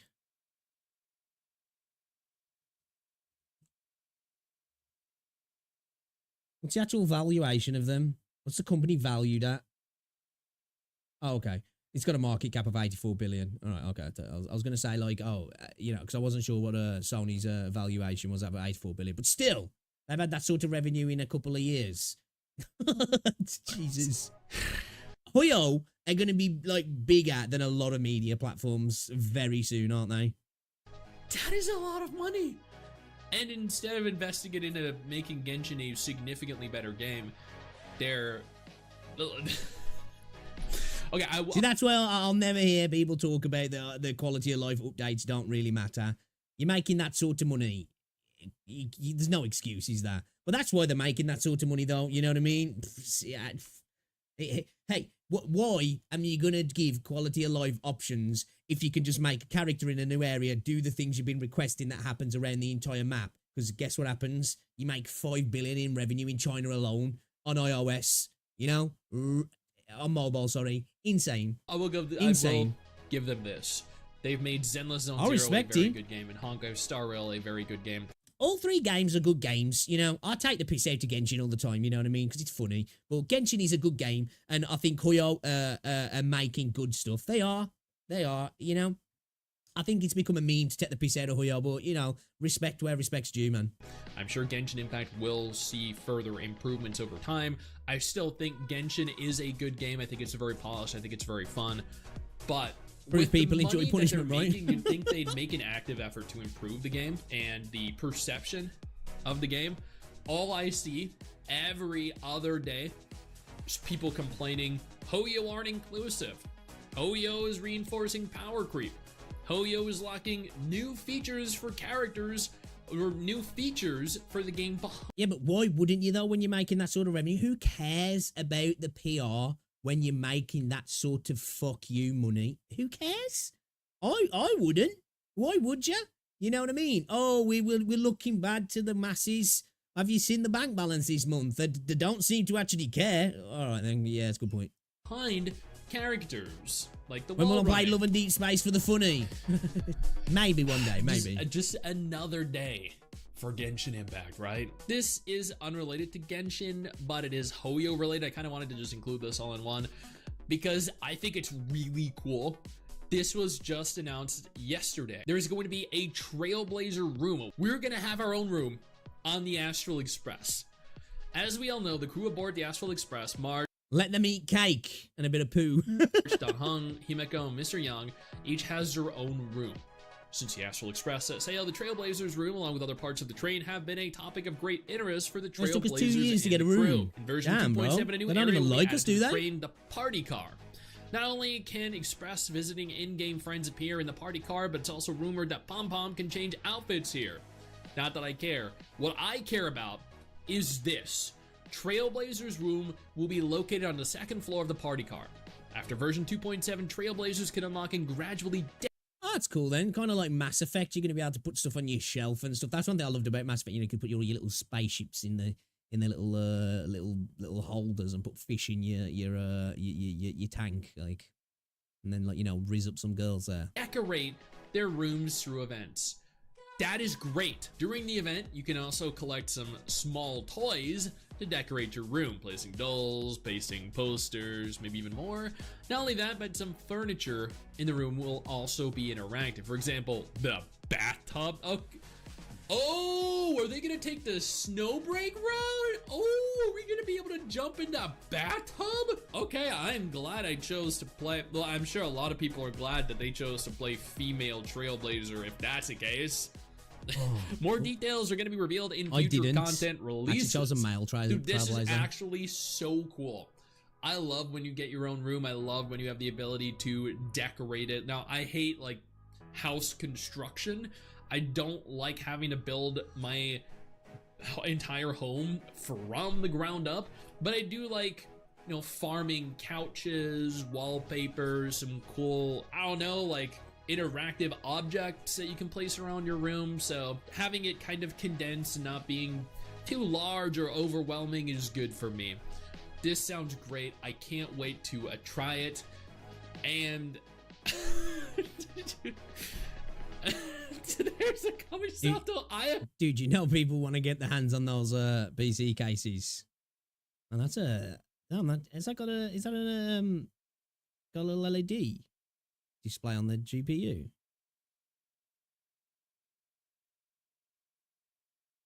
Okay. Desktop. Can't see if it's LED or it's just a little bit of artwork or what. Is that a Raiden Shogun phone? Oh my god. Is that like a holster for the phone? Or a phone charger with Raiden Shogun? It's like a phone stand, doesn't he? Wow. Holder. Oh, I knew Food it. looks They're good, gonna though. have special Genshin Impact food. Told you, man. Told ya. You're paying to play. You're paying to pull. You're paying to sit there, eat, drink. They are making crazy cash. Oh god, that actually looks so good though. It does look good. Damn. Oh, and then they have like a smoothie in the background. No, that looks really good. God damn. Yeah, so I got like Genshin ramen, Genshin rice balls. Dude, oh my god, wow. Food looks good though. A bottle of milk. Oh man, cool. This is in Seoul, Korea. Oh, that is cool. That's cool. I think that's from Inazuma, right? That is Makes sense to me in Korea, doesn't he? very cool. I was at the that is cool, outside. though. You It just is cool. walk through. Oh, that is sick. What is that? They little booths. Wait, are they restrooms? It looks like a restroom or something. That looks sick, dude. I would go through it. Why do I have to live? God, I wish I lived in like Korea or Japan. This looks Yeah, you know what? He's not wrong. so cool. Holy crap. What is that, dude? What do we get in the West? I ain't even going into it. They have a TV set up with Genshin. Oh my, and PS5. They have multiple computers there. Dude, this is, oh, I am envious. God damn. Oh, look at their backgrounds. It makes it look like you're actually there in Inazuma. Oh, that is sick. Damn. Goddamn. That is... Wow, I am genuinely He's pretty impressed. cool, isn't he? That is actually really freaking cool. Hey, you. Where do you think you're going? Don't you close... Alright, man. Good video. Yo, guys, you definitely check out Sticks, man. I do like Sticks. I do. He makes some good content. Genshin are making ridiculous money. Ridiculous money. Absolutely insane. So I knew they were making cash, but I didn't realize they were making that kind of cash. Jeez. Guys, let me know what you think, man. What do you think? This is what I say. Nobody in the space really is competition for the behemoth, for the monster, for the gigantic corporate entity that is Hoyo, and why people think genuinely that some people think Wuthering Waves is coming for Hoyo. It's just like, come on, man, you're delusional. You know what I mean? And anyway, I think to compare other games in the space to that sort of level of revenue just is not fair. And at the same time, it obviously shows that it doesn't mean you're failing. You're just not doing that. That is insane. And not many companies are going to be doing that sort of cash flow. That's just like crazy. But guys, check out Sticks. Show him some love. Go subscribe. Let me know what you think, because I'm genuinely shocked. It's crazy. It's absolutely crazy. Mate, there in the West, there's a high chance it's going to get destroyed. Yet, you know, people wouldn't treat it with respect. But it's just like, I just think, like, you know, it's more just like they get some cool stuff, and you know, we have to deal with some of the weirdos that we got in the West. You know.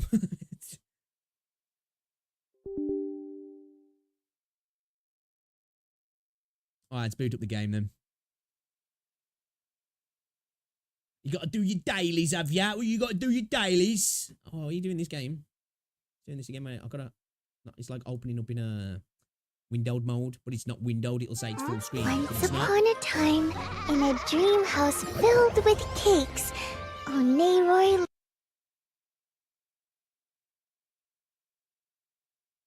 Oh, mate. Holy moly. Holy moly.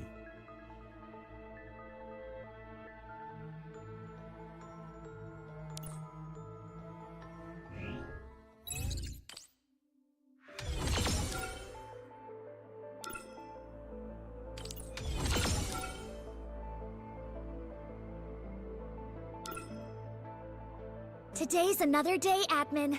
Give it your all. It's showing on the other monitor, that's why, isn't it? Hold up 2 seconds. We just have to go here a second. Change. Right to window. Go back to that. Okay.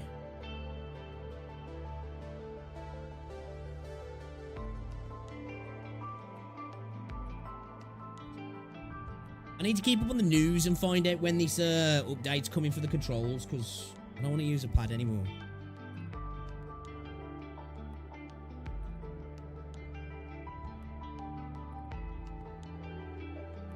Only problem with the game. It's the only problem with the game. Well, I can deal with it for the time being, I guess. Cooperation agreement. Let's have a look at missions, shall we?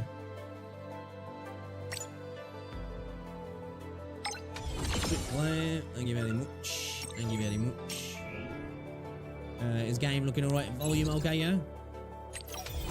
Oh, we just got... Oh, sweet. Did I have a Cyrus?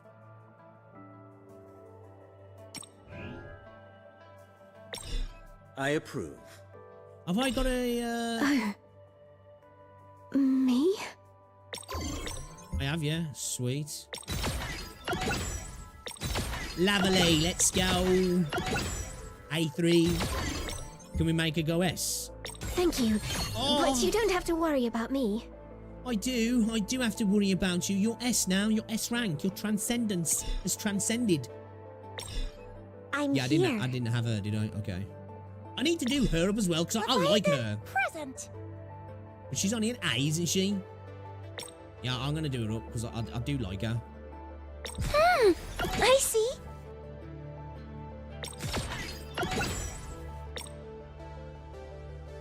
Everyone up to 20. We don't need to go too far at the moment, do we? Let's level up our weapon a little bit as well. So limit break's basically ascending it, yeah. We don't have that, so what we got here? Increase his defensive physician who lives is that all we've got? Increase key attack by 10%. Alright, let's use it then, I guess. This is a functor? It's like, I forgot how she works now, because like a dodge buffs her ice attack, doesn't it, if I remember correctly? Let me just double check. I'm pretty sure it does. Yeah, this is the new beta for the PC. Yeah. My only problem is just the mouse and keyboard controls. Because you can pretty much rebind everything apart from you have to hold left click to move the camera instead of just being able to move the camera. And then obviously basic attack was J, which is weird, so I rebound that to right click. Or even still, when I'm holding left to move around, the mouse will go out of the game window, and as soon as it clicks out the game window, the game alt tabs, which is annoying. Let me show you the results of my training. What's going to bleep block? Yeah, I was going to say, yeah, it's not the CN version. I think they're a few months ahead. I don't know how ahead in regards to the updates for the fucking controls, because that needs to happen soon. That's the only thing that's the main thing I'm after at the minute. Everything else I can wait for, you know what I mean? Yeah, I think it's a dodge gives you an ice. Yeah, ice damage is increases when you do the extremity dodge. You're not gonna hit Leviathan! Okay. Dashes to the locked target while dealing ice damage. Traces gains 1 trace when landing a hit. Okay. Swings the anchor to hit the target with 1 heavy hit, dealing ice damage. The skill can be charged with long press to deal maximum ice damage. If the locked target enemy is frozen, the what? Ready to raid! Something, anyway. Yeah.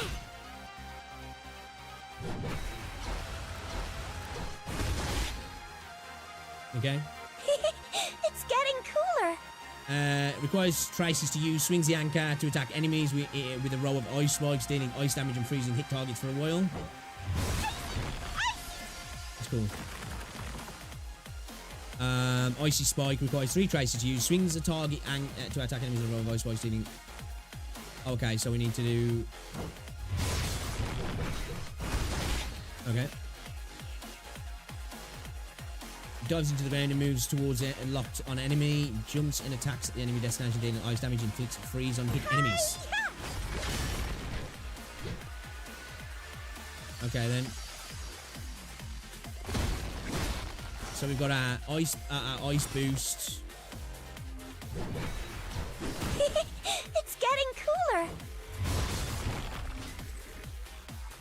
So it's skill 2 and then skill 3 and then skill 2, yeah. And then you can hold skill 2, yeah. Yeah, okay. Yeah. I got it. Is there a sprint in the game? Other than the dash? That's kind of cool. Leave a little ice trail behind her. Summon Leviathan was your most used and highest unit. She's heal and attack. How fabulous I am. Alright, cool. Yeah, I like her. We got here. Frost Pillar. When an enemy is afflicted with freeze, Leviathan deals to them an additional ice damage equal to 70% of attack. Yeah, let's get that. Yeah, baby. We'll level up some of her skills as well, actually. Alrighty, now these anchor swings should kick butt. And I've got plenty, but at the moment we don't necessarily need to be spending too much, and I want to make sure I keep stuff for stuff that I want to use just in case. I have got Hades as well. I need to do Hades up, don't I? What kind of character's Hades?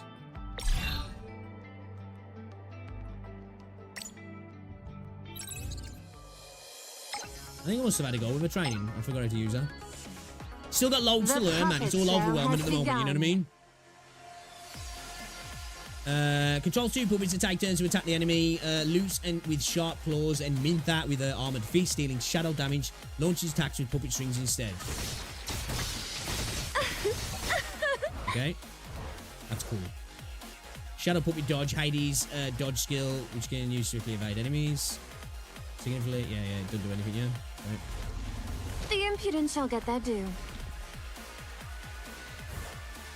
Yeah, we got 4 S characters, guys, in our first 20 pulls. Switches around the 2 puppets, and the next time skill 2 or skill 3 is cast, Luce and Mintha go into dance partner mode at the same time, casting Shadow Dance Twirl when dodge is something. I know what the fuck, man, because he's not showing the entirety of the How can I look at that? Surrender your body and your soul. Deals shadow damage at the same time, inflicts either Dark Sea or Death Swamp on the enemy, depending on which puppet is being controlled. I've got an interesting show planned tonight. Oh, have you? Seems like there's quite a few British voice actors in this game. Deals shadow damage, Luce and Mintha slightly drag surrounding enemies while the skill is in action. This drag effect also disappears if the skill is cancelled. The impudent shall get their due. Okay, so we basically use skill 1 to switch then, yeah? Okay. Expend Divine Grace when Luce lands a hit with a normal attack, or a skill to tutorial ends when 20 Divine Grace has been expended, the puppet being controlled it must be loose.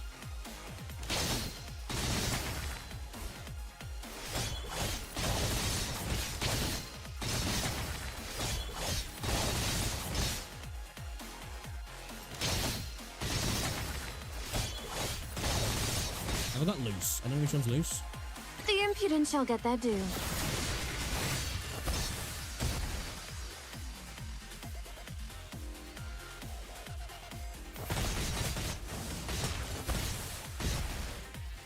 Okay, so that one's loose. Well, I'll look.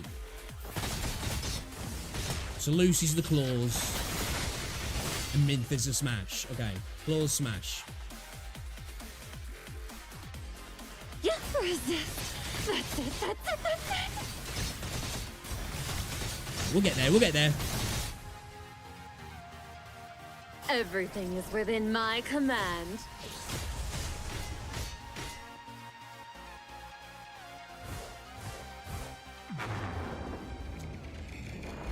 Victory was assured from the start. Victory!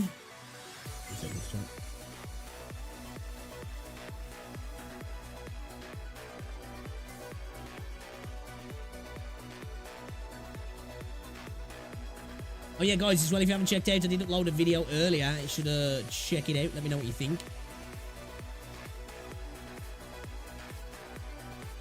Pin comment in the chat. Alright then. Let's do it then. Let's continue on. Newcomer event. Novice course. Give me more stuff. Thank you very much. Thank you very much.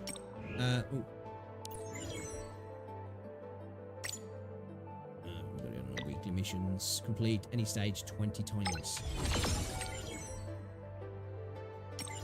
It's contract XP. Is that just like leveling materials for our modifiers? That's what they're called, yeah.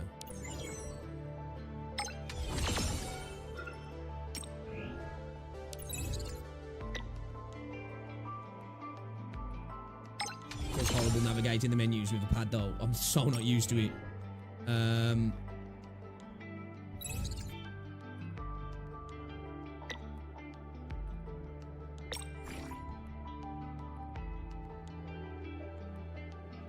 Just gonna have to ignore that, yeah.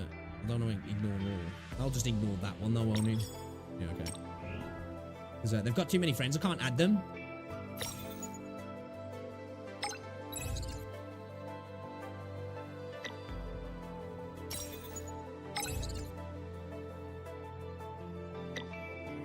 Get me free stuff, thank you very much. Cheers. So what's your top-up bonuses then? So you can top up a dollar, yeah. And you top up a dollar, you get Shinku Buzembo Tengu. No, I might just top up a dollar just to get that, because that's kind of good, actually. Spend at least $2.99 on your first top up. Get lots of Shinku Buzembo Tengu intel fragments right away. Are intel fragments What are intel fragments? Is that the things that you can take from an A to an S character? Is that the sort of stuff are intel fragments what you get for like copies?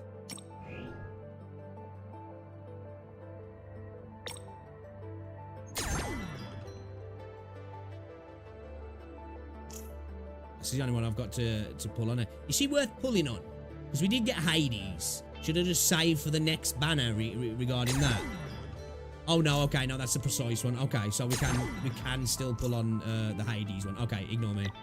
We got the regular one. So we got 36 pulls to do on this. What should we do? Should we just wait or? So the regular scan's not going to change. That's just a regular banner, isn't it? So we may as well like spend on that one, hadn't we? With the 36 pulls that we've got, right?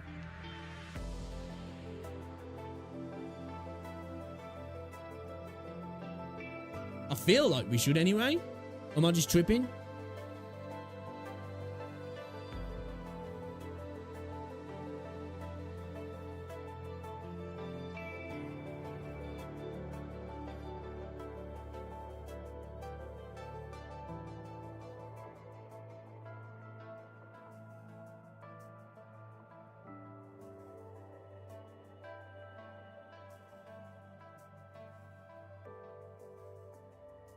So what happens then on the regular banner then? So it's not like a permanent convene then, or a permanent banner. What does that mean then? I didn't notice that actually. ROG. Does he just change the rate up maybe? I'm assuming that's probably just what he does. Yeah, the pool of characters stays the same, but the rate up just changes. Which I've already got her, so I probably am best to wait then, aren't I? Unless I want to get copies. Nacho burrito. So it's the rate up. Right, okay, so I may as well wait then, I know you. Right. I think I've got her anyway, I'm pretty sure, because I pulled him and a copy of him. I pulled Hades. I pulled her. Present. And I pulled her. I'm all set and ready to go. I'm good, thank you, Nacho. Oh, very good. The Lost Vestiges game mode is now available for play. Lost Vestiges. What's this then? Imprint power is hidden in some of the vestiges found by the divine power scans. Special item used for modify a limit break. Well, I guess we want to get some of them then, don't we? Yeah. Why do I have so much energy every day? I'm like overclocked on my energy. So what's she classed as then? Range. So she's ranged, isn't she?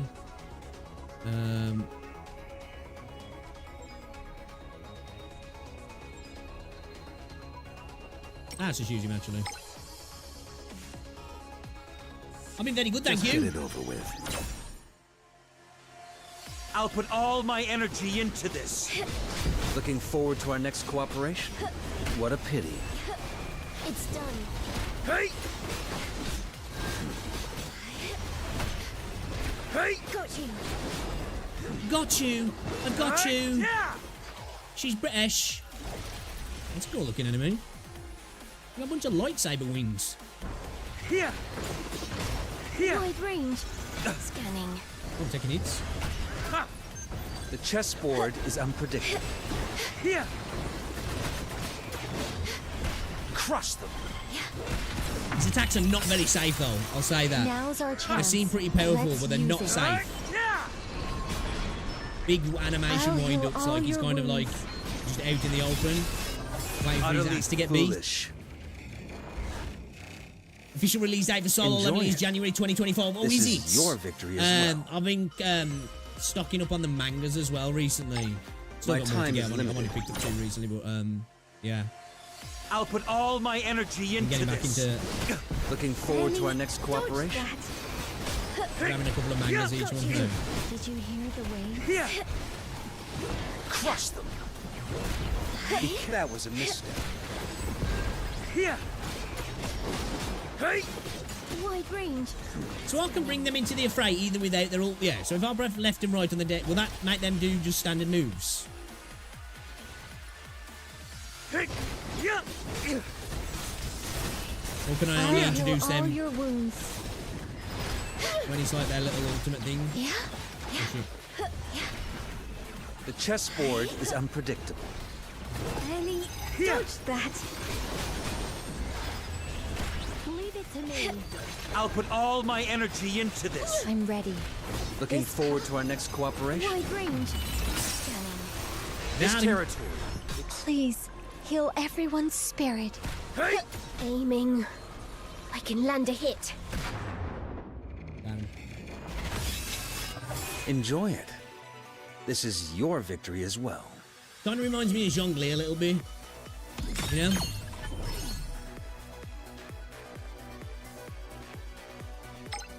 Just get it over with. Let's get some mats while we're here. We may as well, hadn't we? We I'll may put as well. all my energy into this. Looking Ellie, forward. dodge that. Crush them. What a pity. Yeah! Yeah! Yeah, dude. KG number 8's fire. Actually, got Wide Rosie into range. that. Hey! Scanning. My judgment was off. Really? So reckless. Now's our chance. I'm in the Let's Shadow use Realm. Be careful with each move. Hey! Yeah! Big Enjoy damage. it. This is your victory as well. My time is limited. I'll put all my energy into this. Looking forward to our next cooperation. That was a mistake. Crush them. What a pity. And increase the amount of Hey! things I Be can target careful that. with each move. Leave it to me.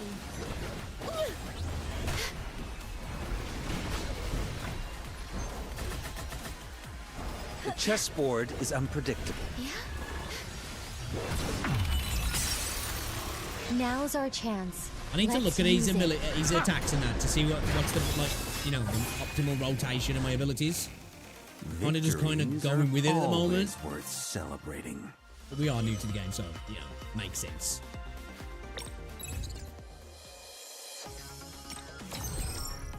Okay, all right. Let's jump into some more of the assembler line, shall we? We got here supplies. Okay, so these are all like mats. Yeah.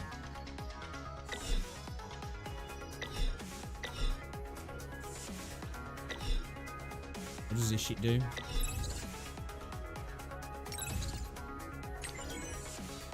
Gives 200 access key. Oh, so this is for weapons, yeah? Yeah, let's do some of this actually. Get some weapon stuff. You got your dailies done?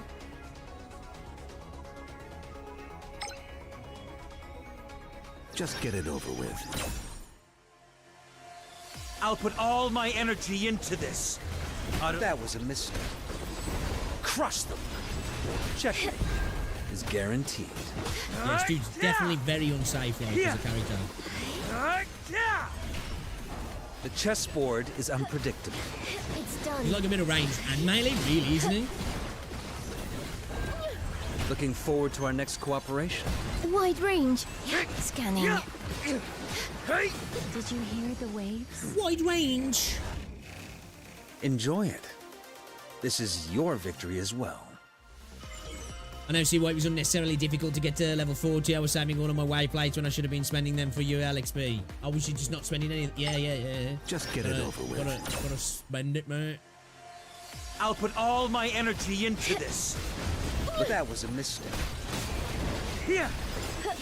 I'm sure I watched it as well. Utterly Just like your, foolish. I can do this. guidebook daily stuff as well, though. Really promising up running, especially once what is it? I think it's one of the biggest boosts you get on that, isn't it? Actually. Crush them. I can do this. Spending, what is it? The 180 wants you to spend. Hey!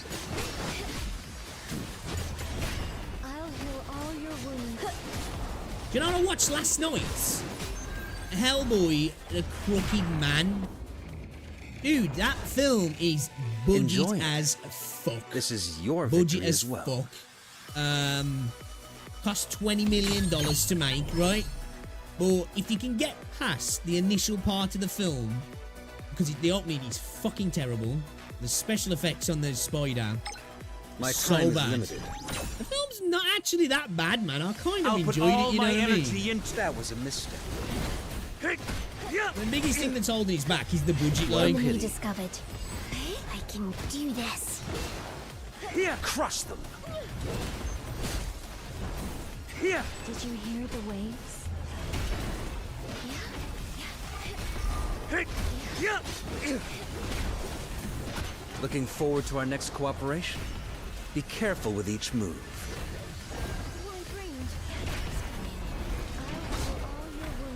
Hey. Victory. Isn't it weird as an adult we're still into games and cartoons? Celebrating. I don't know. You know, like my missus loves to say, she's only joking, like she takes a piss out of me sometimes about stuff like that.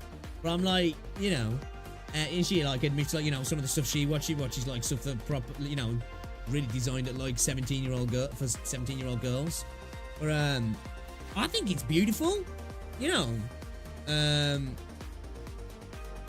To as an adult, you know, because like for me, gaming's that one thing that I still get genuinely excited about. And like anime as well, but mainly gaming. I get that like kind of like, you know, that kid excitement.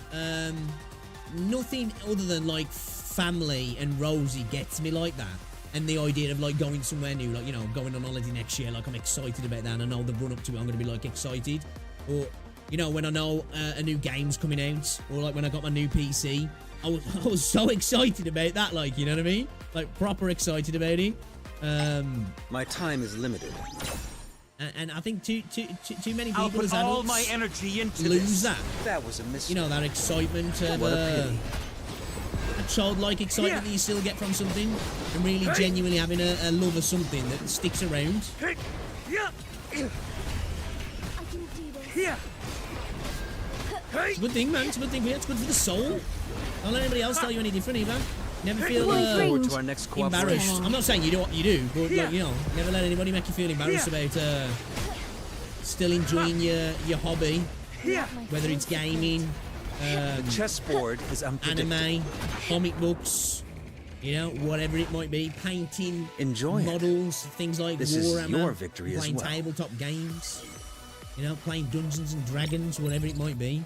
Enjoy it, man. Soul food. You know what I mean? And I'm feeling embarrassed. I think, fuck him. Good lad, good lad. Best way to be. Fuck him. A once great man once said, fuck him.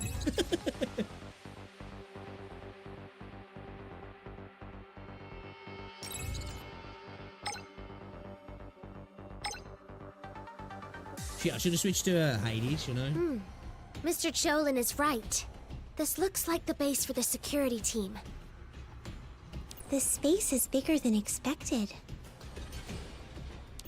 So you managed to find us, even here. Looks like I underestimated you guys. Damn right, bro. It's that guy!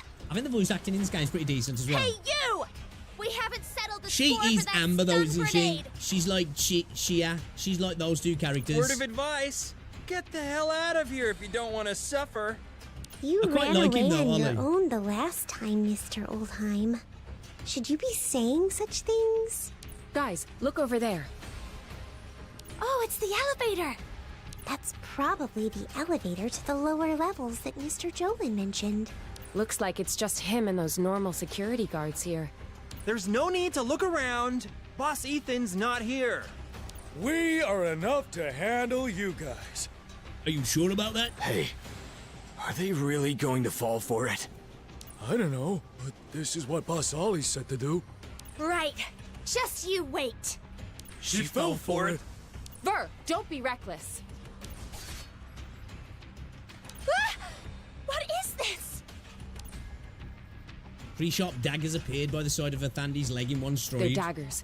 and the tops are equipped with a detonation device. If you step on this thing, well, even we would have trouble dealing with this. Hey, 01, why did you miss it? This isn't like you. Those people have unnaturally quick reactions. It's beyond the limits of a human. That's obvious. How would I be forced to retreat from the sorting room if they were ordinary girls? With your brain, nothing would surprise me. Huh? What'd you say? Wanna fight? You guys, it's not too late for you to leave now. Sorry, but we're not leaving until we get to the truth. All right, I got an answer. You can't handle the truth. The woman in the red jacket raises her arm in a gentle movement, and several steel daggers appear from the back of her wrist. So, that's not armor on her body. Is she a modified human? Adam Jensen. Just get it over with. I'll put all my energy into this. Time to pack up and go. Damn, bro, she's got cake. Quick. Holy cow. Hey, 01! This is our first time working together, right? It would be nice if you can stop holding me back. Oh, shit. Huh? That's my line, damn it! It seems their relationship is pretty complicated. Hey! Go with that pussy. The chessboard is unpredictable. You're a tricky one. This territory is mine. Right, ready? Easy. Cheeks spread flat. Enjoy it. This is your victory as well. Don't be a burden, okay, Alheim? Hey! I should be saying that! It's all your fault, 01! You keep getting in my way and stopping me from using my full power! Looks like there's an internal conflict. You guys lost. Get out of the way. We are going to the lower levels of the factory. Who lost? I'm just resting. Is Mr. Olheim going to act as if nothing happened again? No need for that. 01, Olheim, stand back. Boss! Huh? That person is... Is he the leader of the Children of Iron? Boss, these guys are tough. Be careful. Olheim, manners. How can you call them guys when they are such gorgeous ladies? Ladies, allow me to introduce myself. I am Ethan, the supervisor of Spielt Industries security team, and the president of the Children of Iron. Hey, yo, guys, quick plug as well. If you are watching the stream and you're enjoying it, drop a like. It's much appreciated if you're on YouTube anyway. Oh, quick obligatory plug also. I did upload a video today. It's a pinned comment in both chats. Check it out. It's appreciated. Show it some love. Let me know what you think. Rookie Meow's combat role is ready for action. Check it out. Meow. Meow's computational powers can take on some of the command workload during combat. This is like a cub or something. Restores other allied modifiers to their full HP when they take fatal damage, but decreases their damage and healing effects by 10% for the rest of the battle. When the effect is triggered, it stacks up to 5 times. Each Meow has its own strength. Once activated, they'll produce special effects. So these are a little bit like cubs, yeah? Kind of. When certain conditions are met, you will be able to use the corresponding Meow in combat. Control chip can help the admin make better and smarter tactical decisions. Chips come in different types, each with a specific effect. Other allied mods take 50% less damage for once when attacked, and then expends 2.5 times the dodge energy. This effect triggers once only every 30 seconds. Mix and match different chips to get the exact tactical effect you want with your Meow. So, does that act like a bit more of a passive? Not the control chips and install Meow with the selected ones.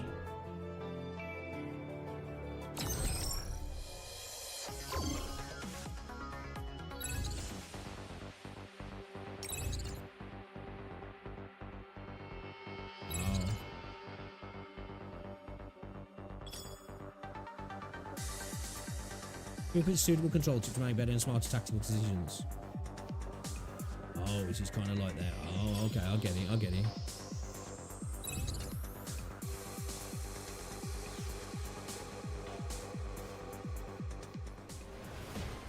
4,000 units.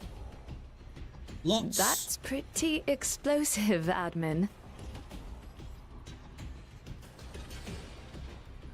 If that's true, the situation in New Hansa will be out of control once these AGI mechas are activated. Got it. I'll verify the truth as soon as possible. What's the situation on your end? After we assembled, the security team leader took us to the lower levels of the factory. But I didn't see any of the AGI mechas you mentioned. They might be hidden in a more secret place. The security guards are moving the transist ore out now, and saying that they want to move as many as possible before the boss comes. Those guys. Administrator, tell Shu and the girls to buy more time. The control room should be able to puzzle out more useful intel. Those security guys are only thinking about making a profit. They won't pay attention to this place for a while. Okay, I'll tell the Overture Squad to stall the Children of Iron for as long as they can. You be careful. At last, actual combat. I'll do my utmost.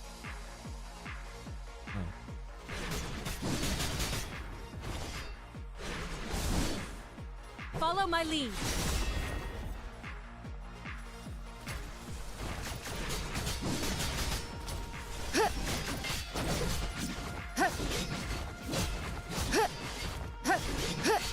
The wind's rising.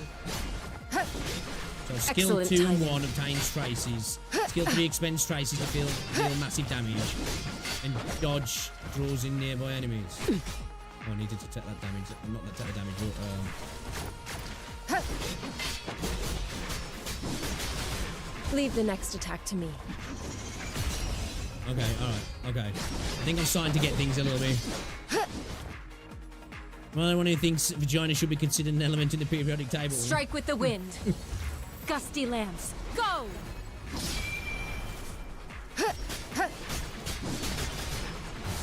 Follow my lead. Makes sense how much control he's got over our daily life and the world we live in. You know? Next target. Excellent timing. Okay, so our first and second skill build the stuff we need for the third skill.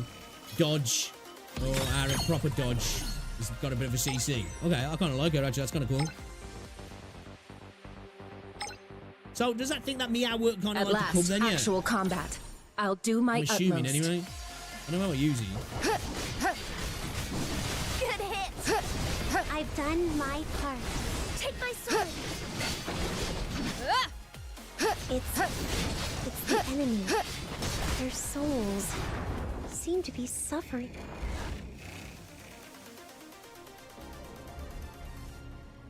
Earlier in the lower levels of the factory of Spielt Industrial Park. What a mess. This incident will have the Korg sniffing about here sooner or later. Good thing preparations to evacuate were made long ago. It's just happening sooner than I'd thought. The information on the screen poured forth like a waterfall, but the huge amount of data was easily processed by Ethan. Structural modification, Vane Energy Command, AGI Mecha Legion. Ah, so that's what's going on. Come on, they're playing with fire. Ethan, what are you doing here? Oh, I thought you wouldn't notice so soon. You stole the control room keycard? I borrowed. I'll find a chance to return it. You, on the other hand, how much longer are you going to keep up the good AI farce? You've read all the information in the plans. Is there still a need for this? Ah, indeed. Well then, are you going to silence me now?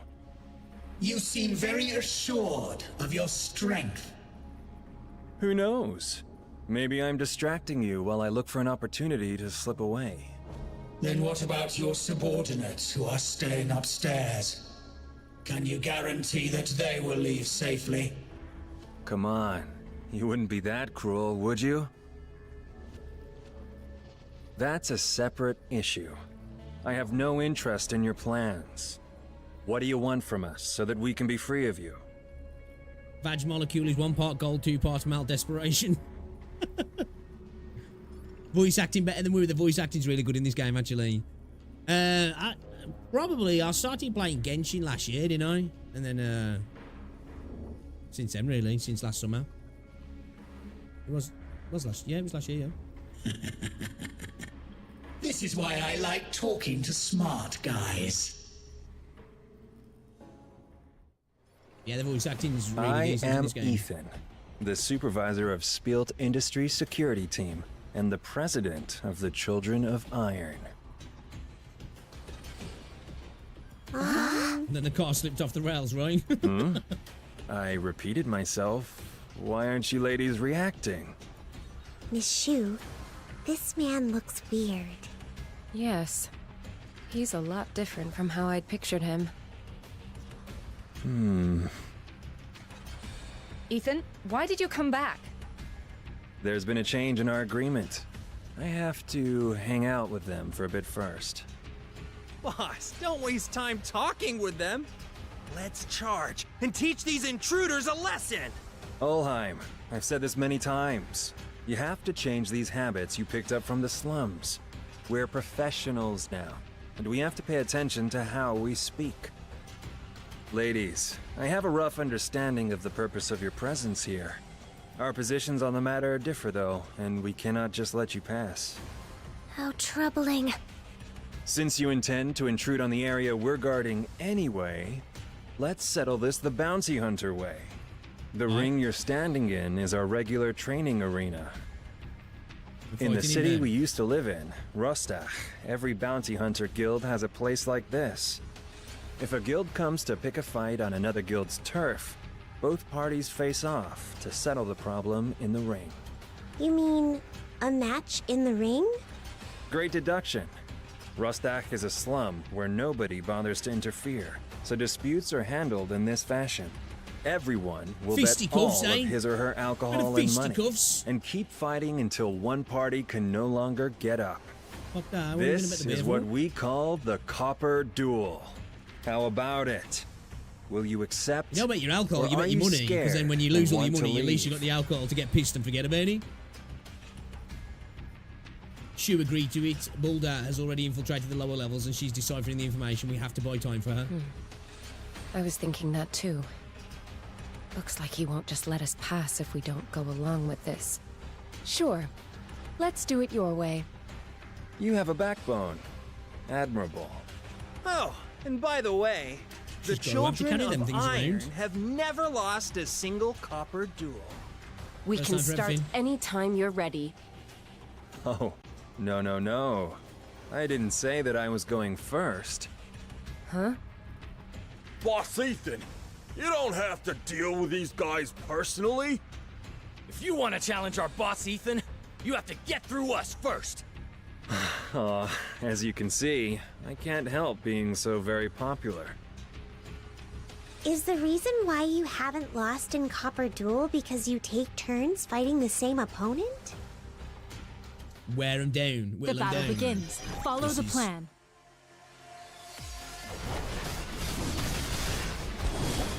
Keep on the offensive. Awaiting instructions.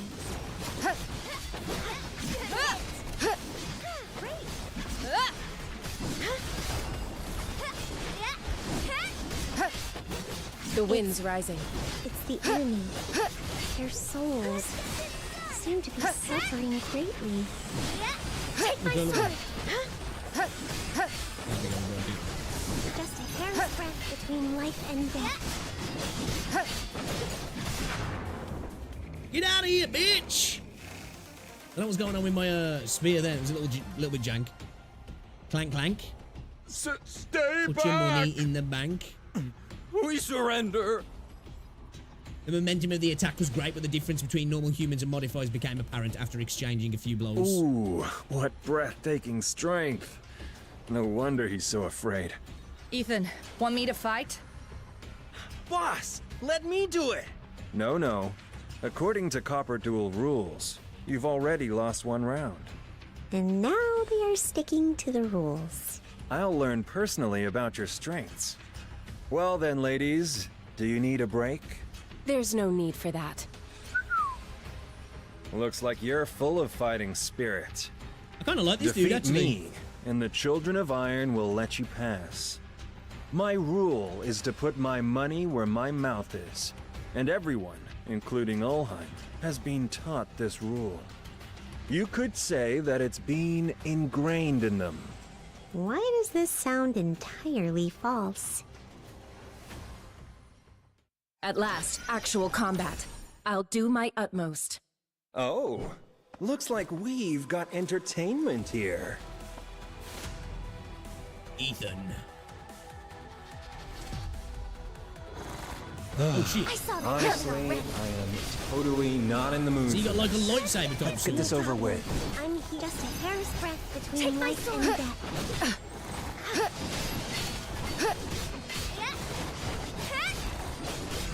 I shall ferry their souls. Leave the next So dark, I shall ferry your souls. Follow my lead. Okay, I admit that was a good. Cyrus, come with me! All right, there, let's do this. He's trying to attack fucking dog. The wind's rising. Easy. Good. This battle must be properly documented. I like her. For reasons. He's good. I can't find a weakness in his movements. We mean? Huh?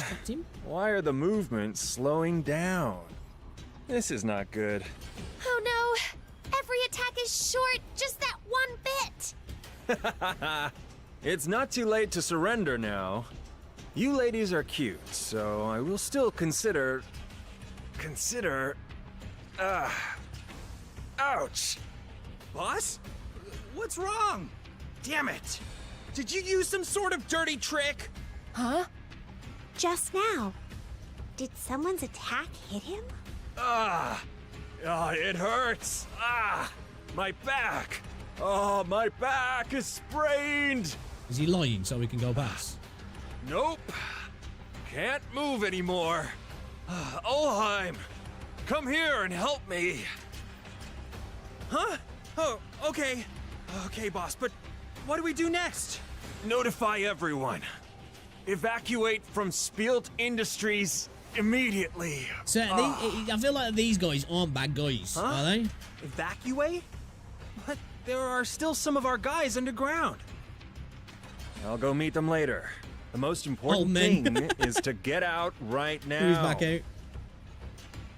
Understood. He's just blagging, isn't he? Ethan, is it really okay to just leave like this? She's got insane cake and booba. It's time, and I'll handle the rest of the matter. Miss Shu, don't we go after them? The Korg people are already on their way. I don't think he wants to it's be more involved important with to deal with that whatever batch of comes next, AGI is he? mechas. He's not feeling the smoke, whether it's from us or somebody Administrator, will this do? Yes, you bought enough time. Let's go down and meet with Boulder. Boom. Bummer.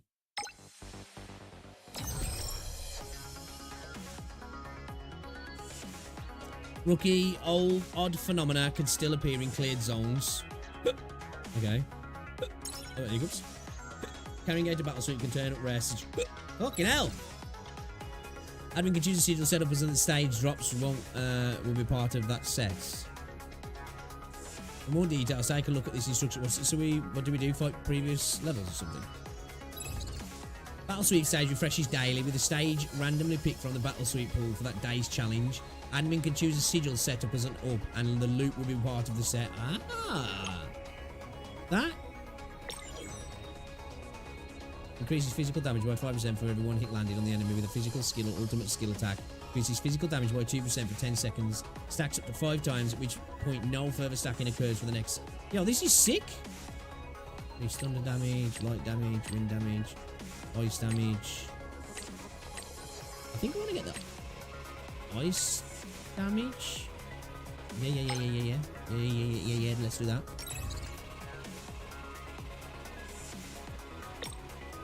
Oh, so you can go up to 45.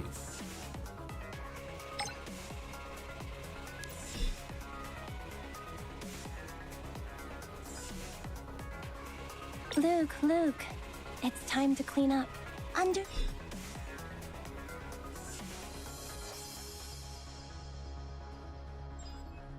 A wise choice. Oh shit, I didn't put the Mintha, down. Luke, look after our guests. I'll heal all your wounds.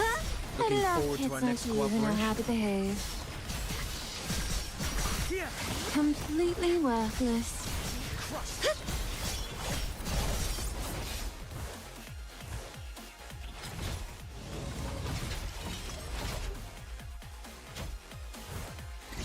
The chessboard is That unpredictable. switches us to the smasher.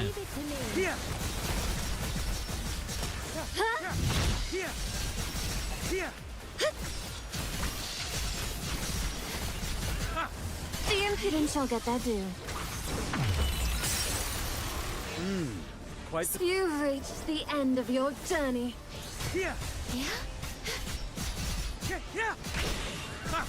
Looking I love forward to kids our like next you who know cooperation. how to behave. I'm ready. This Okay, she's gone to power- sick actually. The end was doomed long Move ago, back. as expected. Okay, so we got. Okay, so these are basically kind of like our gear, yeah. What is it? The seals, sigils, whatever they're called.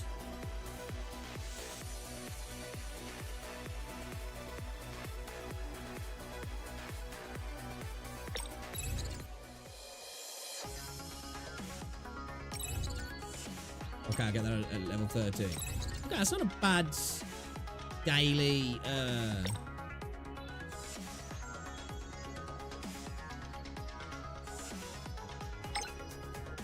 Daily to do, is it?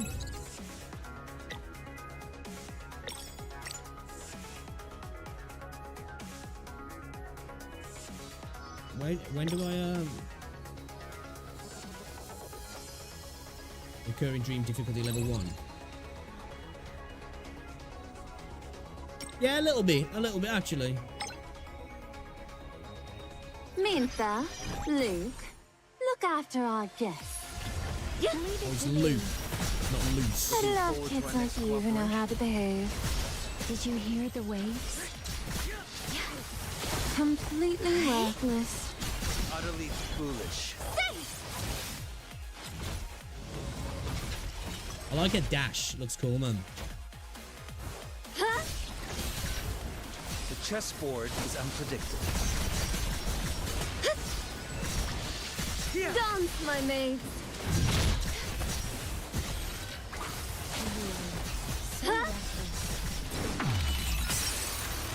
Now's our chance. Let's surrender. Everything is within my command.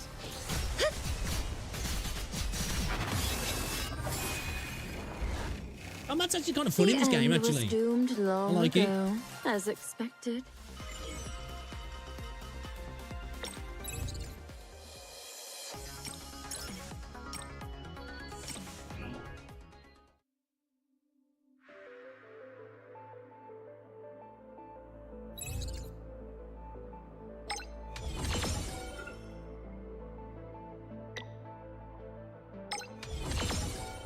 I think I'm going to end up playing some more of these tonight, you know, because we're double dipping today.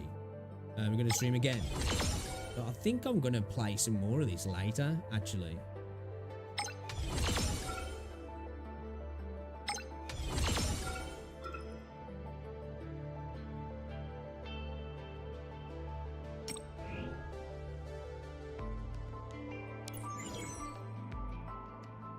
Maybe because still in newbie phase. That is definitely a thing. The honeymoon period is real in a lot of games, especially in gacha games. Though it's when they're at their most fun, isn't it? When you know, like time gates, you know, mat gates don't really affect you at all, really. And just like the repetitiveness of gameplay as well.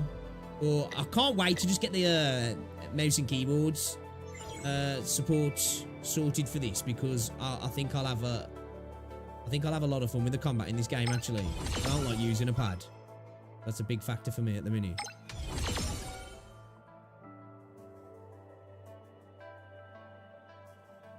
Do you know that the second main stats on Echoes are locked? Cost 3 is locked to attack and cost 1 is locked to HP. I didn't know.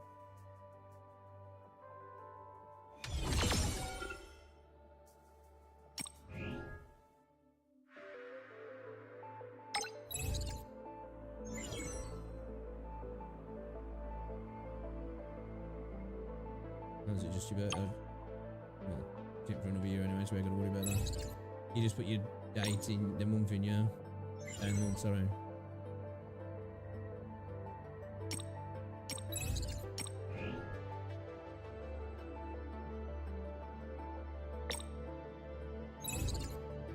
What's this one do? Well, the allied modifiers no longer dodge or break fall. They gain unyielding instead. What's unyielding though? I don't know what unyielding is.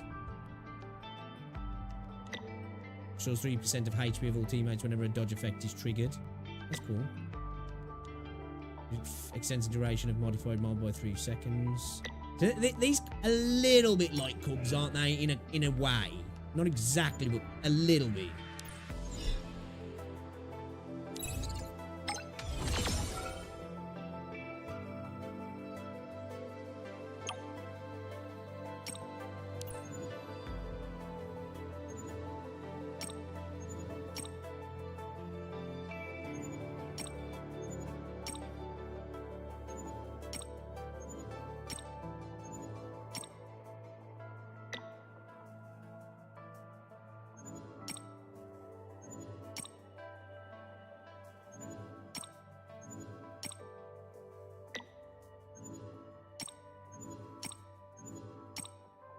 Clear all these off because these freaking things annoy me when they're just hovering around like your little exclamation marks or red dots or whatever they are.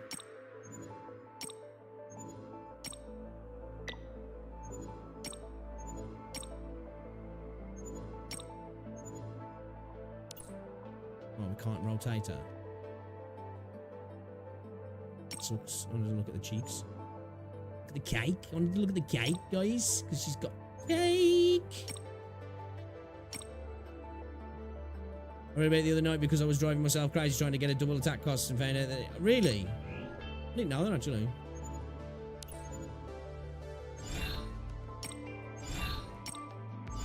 And these kind of remind me of memories, these do.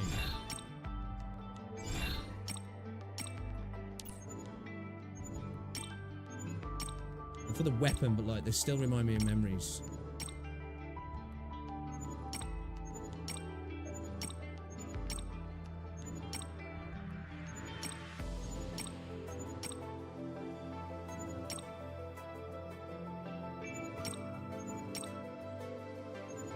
There's a lot, isn't there? Decent amount.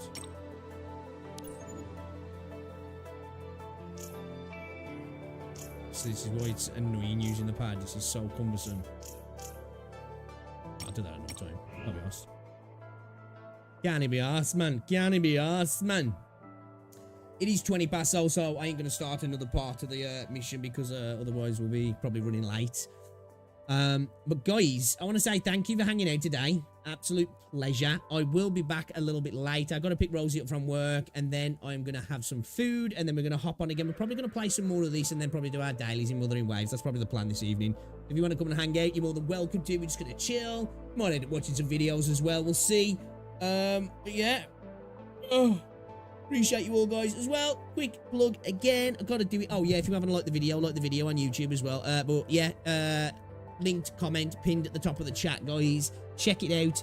The latest video that I've uploaded on the channel. Very much would appreciate you checking it out. Let me know what you think. Give it a like, give it a comment. Watch it all the way through if you want to, and let me know. All right, I'll see you in a little bit anyway, guys. Appreciate you. Love your face, and I'll catch you all later. If I don't see you later, I'll see you tomorrow. Ta-ra. I wonder what the next training session will be like. You always catch me as I'm saying bye.